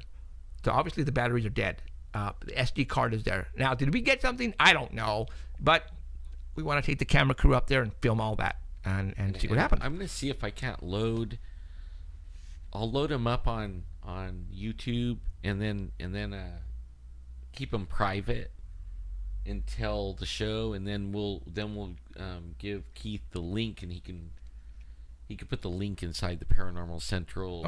Okay. Reports, right, and then right. people can click on it. That's on Dark Matter Radio Network, and okay. I'll open it up to the public then, and then they can click on it, and everybody can watch it. Okay. For everyone that's on Dark Matter. Okay. You know, we'll make it available so they can all watch the video too with everyone that is watching video. Okay, let me while you're talking, I know it's like 15 minutes. Last time we don't have much time. Last time I screwed up because Keith was probably yelling at me and putting on the music. Let me go to Skype. I mean, Keith's so cool, man. he really saves us sometimes. Hold on here. Let me go to the auto lock to never and go to Skype and scroll down. Oh yeah, you gotta. I gotta see. Go to Dark Matter, and okay, so nothing yet. Okay, hi. Okay, cool. Hi. Cool. Okay, we're there. Sweet. All right. So, yeah, a lot of you guys right now, with all the information that I just threw at you, are probably going, dude, you are the greatest storyteller that ever told a story. Well, you know what? If you don't like my story, there's many other paranormal shows. You can go to Snorri's show. His eyes are brown. Okay. No. Thanks, Alan. All right. People tell me, dude, you guys need to write a freaking book. Yeah. I don't have time to write a freaking book. We're not done making the book story yet. Yeah. You know, we have so many, all this stuff. There's still so much more that you guys haven't heard.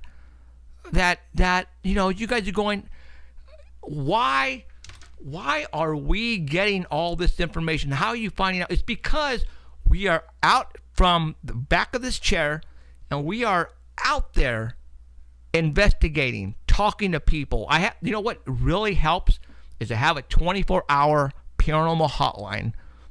And for all those who don't know it, I'm going to give it to you. Please don't crank call me at 2 o'clock in the morning.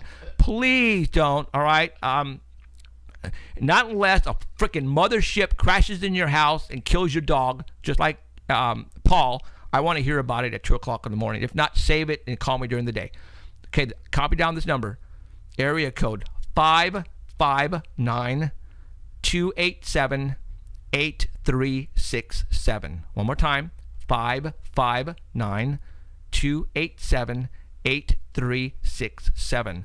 The last 4 numbers represent the letters UFOS. How convenient, right? Everybody program that in your cell phone.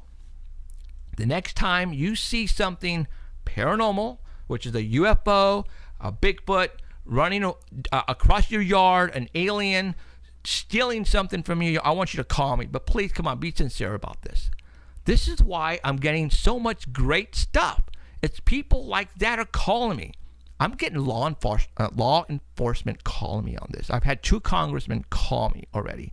I am friends with media personnel. The fish is smelt. Yay! Hey, the smelt. Yeah, Hey, the smelt. The Delta smelt. Yep. Thank you. Oh, and I can sleep tonight. They found those smelts all over the place now. Oh man. I mean, all over the United States. Okay. So it's a Delta smelt that they're trying to close turn off the water because they're trying to save little fishies about 3 inches. Screw the farmers, and it pisses me off. So, yeah, this is why we're getting so much stuff, you guys. It's because we're doing our homework. We're going out, and we're spending our own money, and we're getting the stuff for you guys. I mean, come on. I mean, I've had people move to Fresno because of us. Yeah. All right, people are moving to Fresno because and move away. No, and we never hear from them again. No, they're actually moving back to Fresno. If they've lived here before, they're coming back because they hear what's going on from us. You're not going to hear it from the media. They become our team. A lot of them. Yeah, and it's exciting stuff. I mean, who doesn't like this stuff?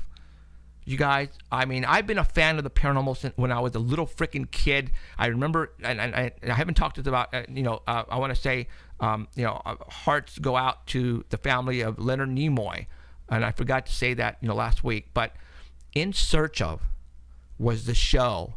In Search Of was this show I first saw. Patty, the Patterson Gimlin film, is when I first fell in love with the paranormal. Is when I saw the Patterson film. I went, oh my God, I want to know more. All right.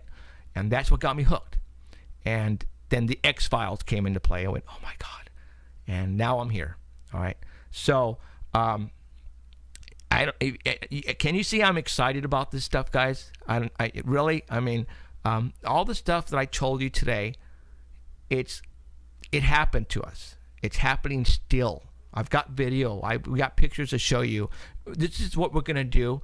I think the next couple of weeks, we're going to pull out all the stuff that I've been talking about. Because I've been doing this since 2007, all right? And I know a lot of you guys are barely new here, barely 2 years old, 3 years.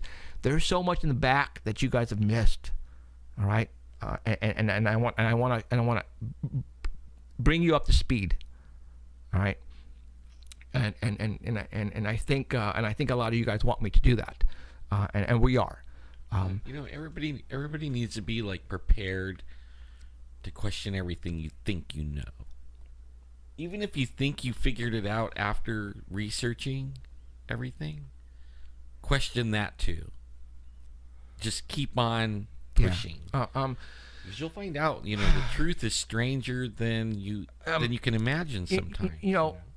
Like Alan said, we're both very religious people. And we were talking about that today at the Telluride Sci-Fi Con, because people are tripping out that, we believe in monsters and evil and all that. But, the religion part, you guys, I'm not saying question everything.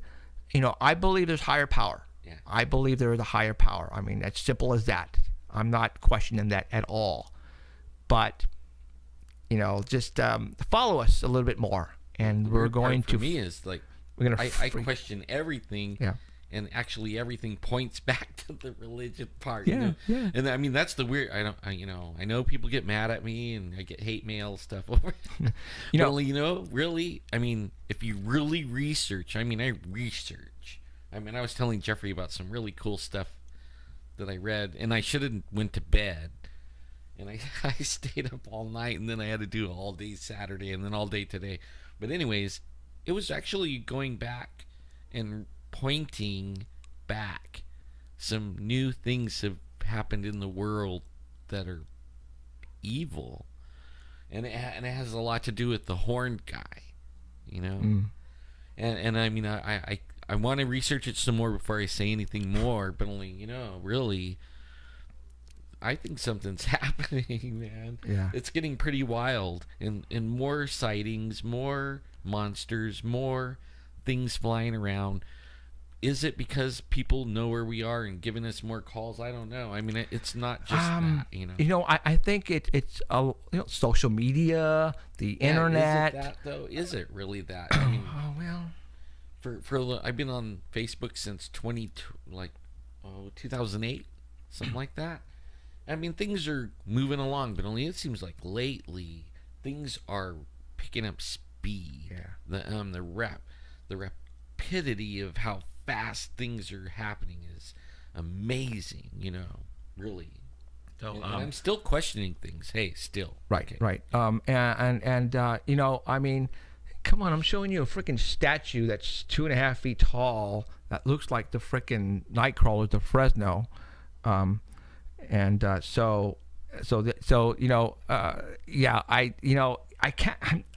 can't make this stuff up, you guys. And why is it happening to us? Why here in Fresno? I don't know. We asked for it. Yeah. We are not liked. We have been told there are certain people here that cannot talk to us. I think it is. I think disclosure is coming. And actually what I think is the government people, the people that are trying to hide stuff from us, and they're the evil, these evil people that are hurting us and everything, I think they know that too. And I think that's why we were talking about people dying lately. I think the truth is starting to really start coming out. And they're taking out the people who are spreading the truth. But it isn't gonna help. It's still gonna come out. Right. But they're desperately trying to keep it from happening. Like Brian Williams. I mean, they're taking out everybody, right? I mean, things are happening. Yeah. Man. It's a trip. Yeah. So you know what? We're still gonna do this. Like I said, a lot of people are freaking out that the TV show, they're not gonna be able to watch the TV show. Things are going to happen. Trust me, you're going to all be able to see everything. So don't worry about it. We are going to be so busy the next couple of weeks. We got to give the Fox Network, 4 episodes to go. I got to call the Chinatown about that dig. I've been waiting for that. I got somebody coming in next week to film. But yeah, we're going to be so busy. And our job here is we're going to give you guys the best stuff on TV that you'll ever see as far as paranormal, guys. I swear to God, this is going to be so good. You guys are going to love it. One time a week is not going to cut it. You guys, like right now, you guys want more than 3 hours from us. So I wish I could give you more, but we have families, we have lives, we have jobs. If I was a multi-millionaire, then I would be doing this 5 nights a week for you guys. So you guys have to bear with us. We're trying to give you as much as we can and what we can. All right. So there you go. We got 1 minute left to music. Be able to get my boot off tonight. One minute left to music, guys. So we're pretty much there. I want, for all those people who are new tonight tuning in, I want to thank you very much for tuning in. For all the people who we met at the Tulare Sci-Fi Con. Hi guys. Bye guys. No. Say thank you.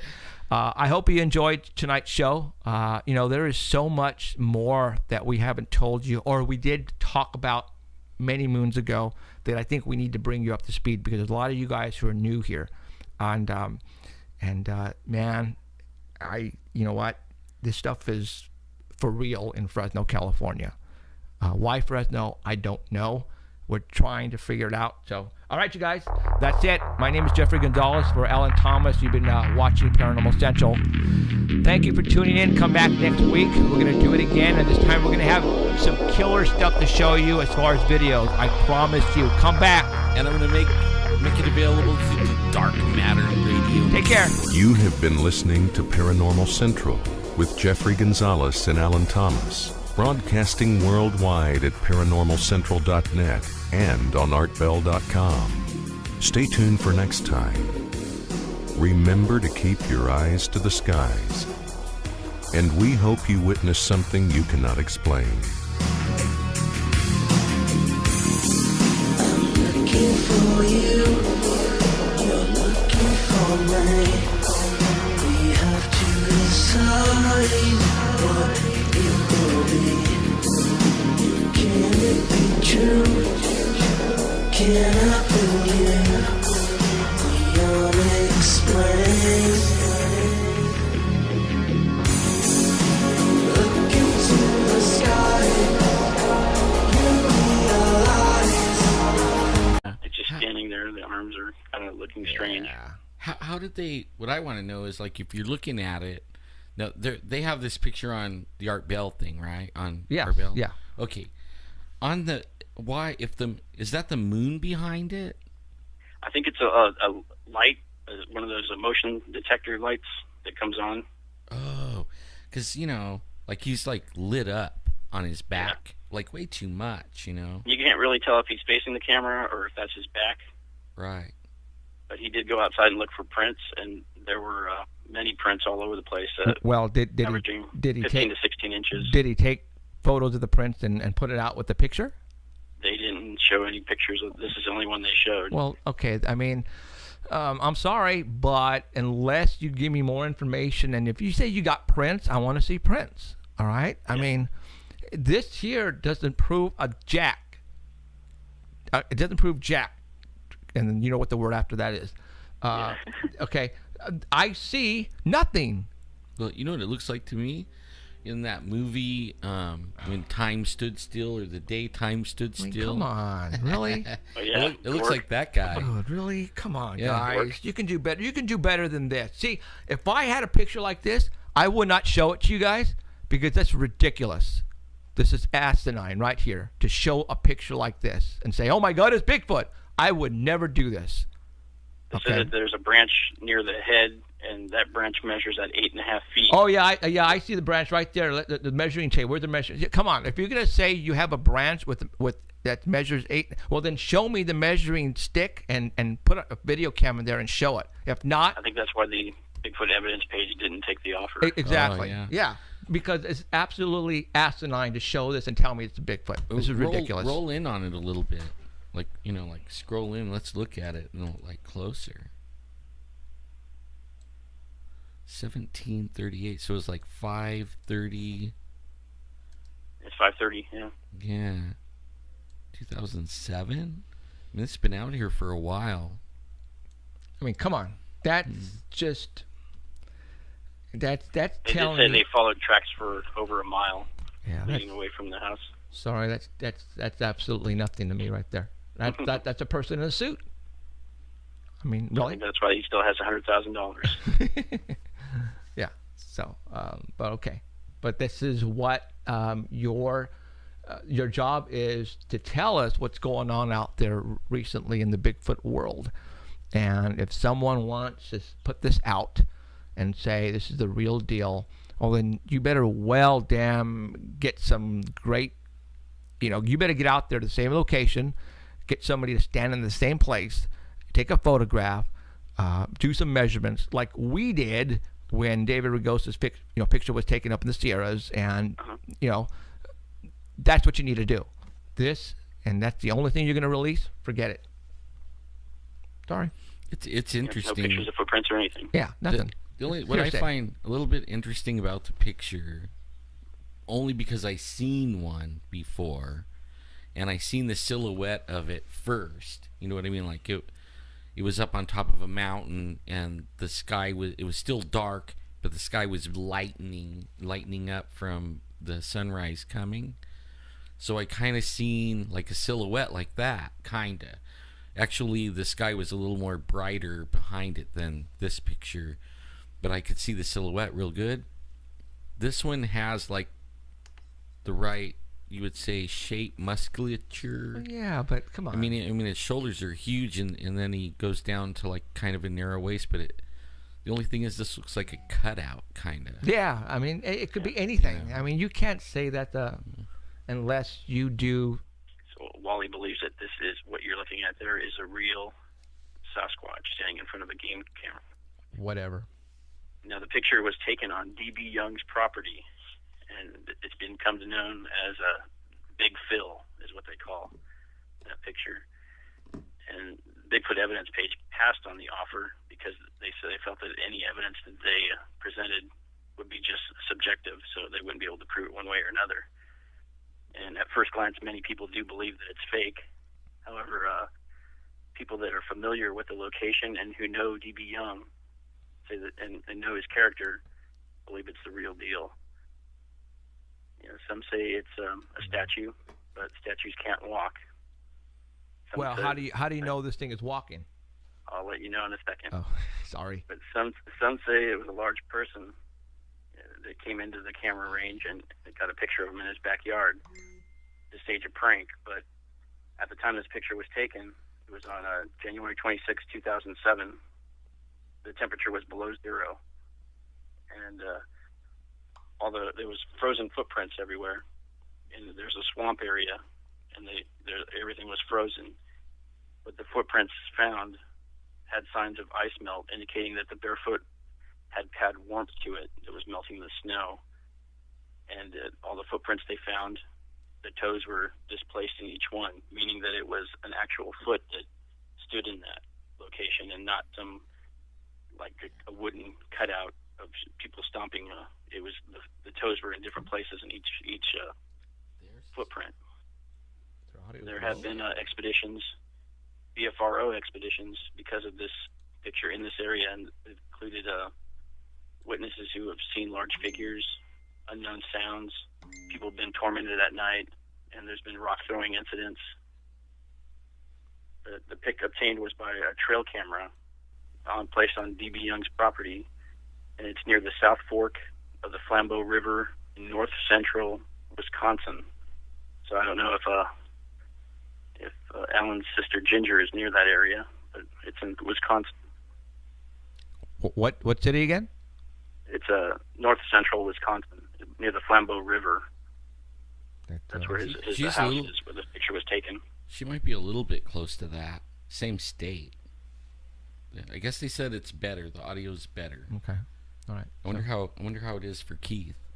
You know. Well, you can turn it up and turn it low on this end, so he should be Okay. right. Yeah. So, all right. Well, I you know what? Come on, really? We have a better photograph, dude. Just a little background on D.B. Young. He's a professional hunting and fishing guide and a wildlife specialist, and he spends most of his time stalking deer herds and bears and wolves and coyotes because he takes groups of people out in the hunting season, and he has to be able to take them to where the best places to catch these things are. So the reason he put this camera up is because there was something that was killing his pet cats during the past week, and 4 of his 7 cats were missing. So he put the camera up to see if he could catch some kind of predator that was out there getting them. The camera triggered a few times during the night, snapping a few photos, but when he looked at the SD card, there's 12 pictures taken, and of the 12, only this one had actually showed something in it. The rest were just completely black. And the next picture that you have is a lightened version of it.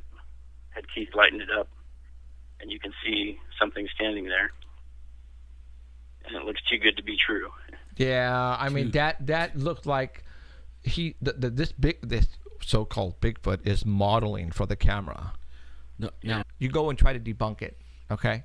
but he does, like he looks pretty big in the shoulders. That's Bless you. That's what I seen too. Did you sneeze? It is perfectly placed right there. Yeah, it is. I mean, Yeah. dead center. Come on. Well, anyways, okay. Yeah, well, you guys know what I think about this. Yeah. And when I saw this on Facebook, dude, I put LOL, and I said, really? And I left it at that. Okay. Yeah. Yeah. Like Sacktown Al just said, it's 7 years old. Really, it's 2007 is when it was taken. I figured it out. Well, I mean, no wonder I never saw it before, because it's kind of looks like the, Okay. All right. What's next? the robot. All right, the next picture is from Statesman Journal from February 25th. Zach Ernest. Okay. What are we looking the at? writer. What are we looking at? And this is something brewing in the Klamath-Siskiyou Mountains of southwestern Oregon and northern California. So are we looking at a map right now? Yep. Okay. I want to make This sure. is remote mountains. This whole area has been a hotbed of Bigfoot sightings for the longest time. So it makes perfect sense to start a Bigfoot trail. Okay. And 41-year-old Michael Kaufman has created a 360-mile hiking trail. And this whole thing links together 6 wilderness areas, 3 national forests, and 1 national park. And it has 32 species of conifer and 3,500 species of plants. And this is pretty much what he wants you to see. He wants you to see all the plant life and everything and how these ancient forests out there could support life that no one else can see. And he wants you to appreciate the beauty and all that stuff. So he's created this whole area, and he's written a book called The Conifer Country, and it's all about all the species of plants or trees in the area over there. So you like the Bigfoot the long distance hiking route to be a kind of like a scavenger hunt for all different conifers that you can find in Bigfoot country, and hopefully you can get a sighting too. So he's hoping to raise money to create a nonprofit trail maintenance group to upkeep and clear out any underbrush and all that stuff, because right now it's there. The hiking trail is there. If you're an expert tracker, you can find the trail, but they want to open it up more so everybody can get a chance to do it. So he's opened up a Kickstarter page with a goal of $2,500, and it ends on March 10th. But as of right now, he has $11,536, and he has 186 backers. So he has more than enough money right now. But he said the additional funds are going to be all going back in it because it's a nonprofit that he's setting up. So that's all going to be for construction of the path and all that stuff. Right. Keep the trail maintained and hire people to keep it maintained, because they'll have to go out there and spend the night out there. So. Yeah. But the trail begins west of Red Bluff in the Yola Bully Middle East Wilderness, and crosses spectacular peaks and wild rivers, and ends in the rainforest in the Redwood National Park area near Crescent City, the Jedediah Smith rainforest. And so far, it technically doesn't exist, but you can find it if you're an expert person. But it uses existing hiking trails, and then it has to go through the roads, the vehicle roads on public lands, the dirt roads, the old logging roads, because those are legal right-of-ways through private lands. So you can use those right now to get around everything. But there's more information at bigfoottrail.org, but it looks like it's going to happen. It's going to open up pretty soon. And the next picture shows where each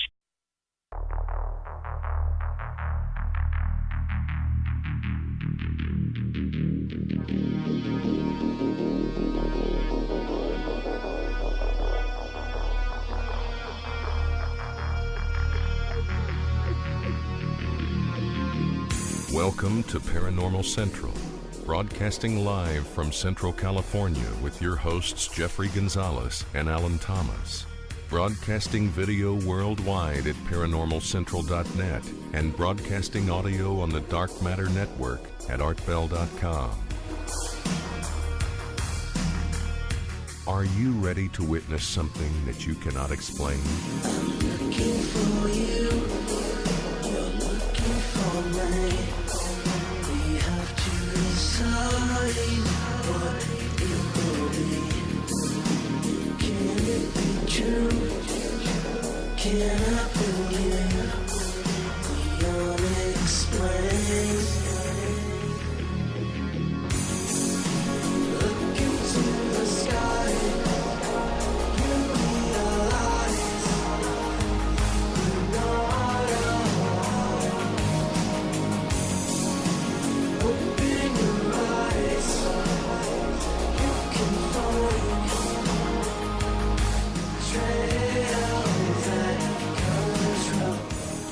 Hello, everyone. Welcome back to another episode of Paranormal Central, broadcasting live from the bottom left-hand corner of the Nevada Triangle in California, city called Fresno.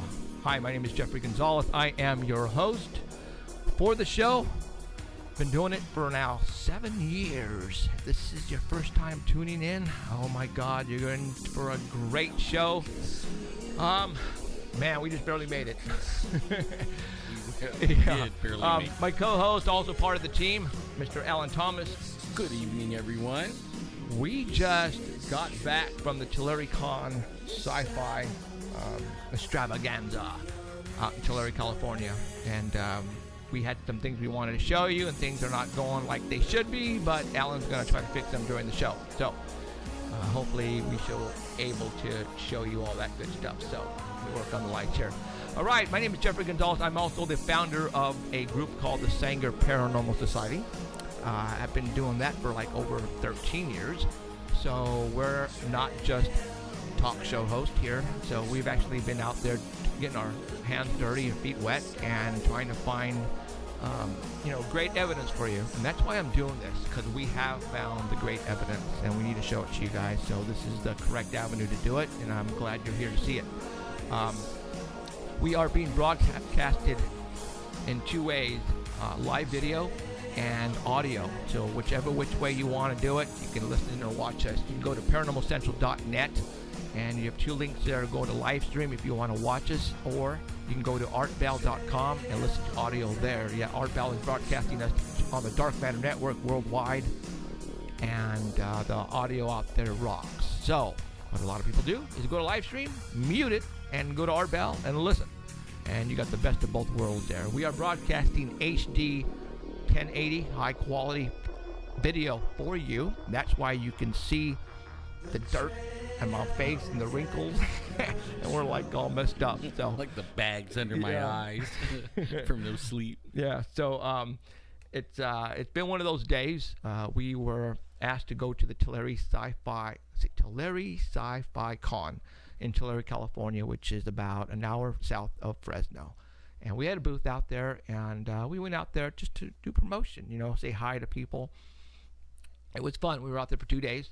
A lot of people that were there came up to us and said, hey, man, we've been following you guys for a long time, and it makes us feel real good that, people are actually listening to this program. And they are, because, we have proof on the numbers. And even Captain America, yeah, and Jordan Cinderella. And the Slaughter family. Thank you. Yeah.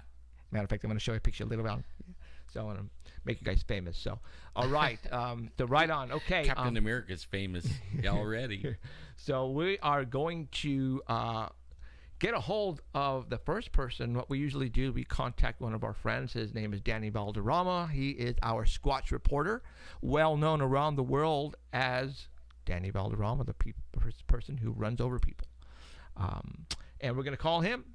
He sent me some photographs, and we're going to show them while we're talking to you. And if you are listening on the Dark Matter Network at artbell.com, just go over to their homepage and look for the Squatch Report for today's date, March the 8th, Danny Valderrama Squatch Report. Click on that, and we'll be visually looking at the pictures one at a time. So let's get a hold of Danny. And Emerald is not here again because her grandfather passed away. So, sorry, Em. So she's taking care of business, and if you ever need anything, call, okay? I know you're listening. Yeah, right now she's not listening. Yeah. Okay, let me go to phone. Yeah, Danny, he was like voted the most good looking in the show. Whatever. Yeah. What's that noise? Huh? You got the audio on that. Yeah, I thought I heard double audio.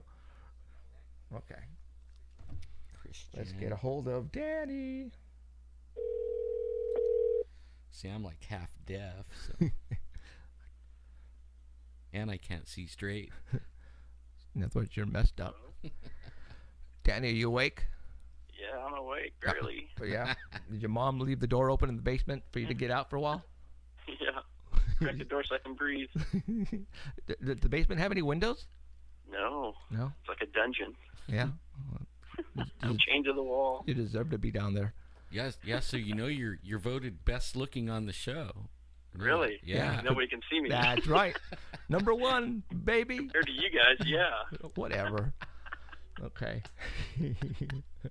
All right. I'm downloading a bunch of pictures right now. Oh, So sweet. they should be up on my page slowly. Okay. Yeah, we wanted to show some videos of. Remember, we told you that of me of the tree with the firewood and all that. Uh-huh. We have all that on the SD card, and we transferred over to a flash drive to get it over to our main computer. And for some reason, it turned up a different program, and we can't open it. Yeah, the main computer. Yeah. doesn't wanna- So what we're gonna do, you guys who are watching us right now, in a little bit, Alan is going to get up off the chair and go over to the laptop and see if he can fix all that while I talk to Danny and talk about some other things and let him, because Alan is the computer geek of the team, and he will try to take care of business. So right now, what we're gonna do is we're gonna talk to Danny, and man, it sounds weird, but oh well. Okay, we're gonna talk to Danny and talk Squatch. And let me get over here. Let me get over there. And let me go over to the desktop. And then we will start with picture number 1. Danny, you are a go. All right. This first picture is called the $100,000 Bigfoot photo. This was posted on February 20th on the Bigfoot evidence page. Now, the picture you're looking at was taken in 2007. During an expedition in the Sierras with the Bigfoot evidence page, Wally Hersom, who backs a lot of, he puts the money up for a lot of these expeditions, he offered the Bigfoot evidence page $100,000 to prove to him that this picture was not the real deal.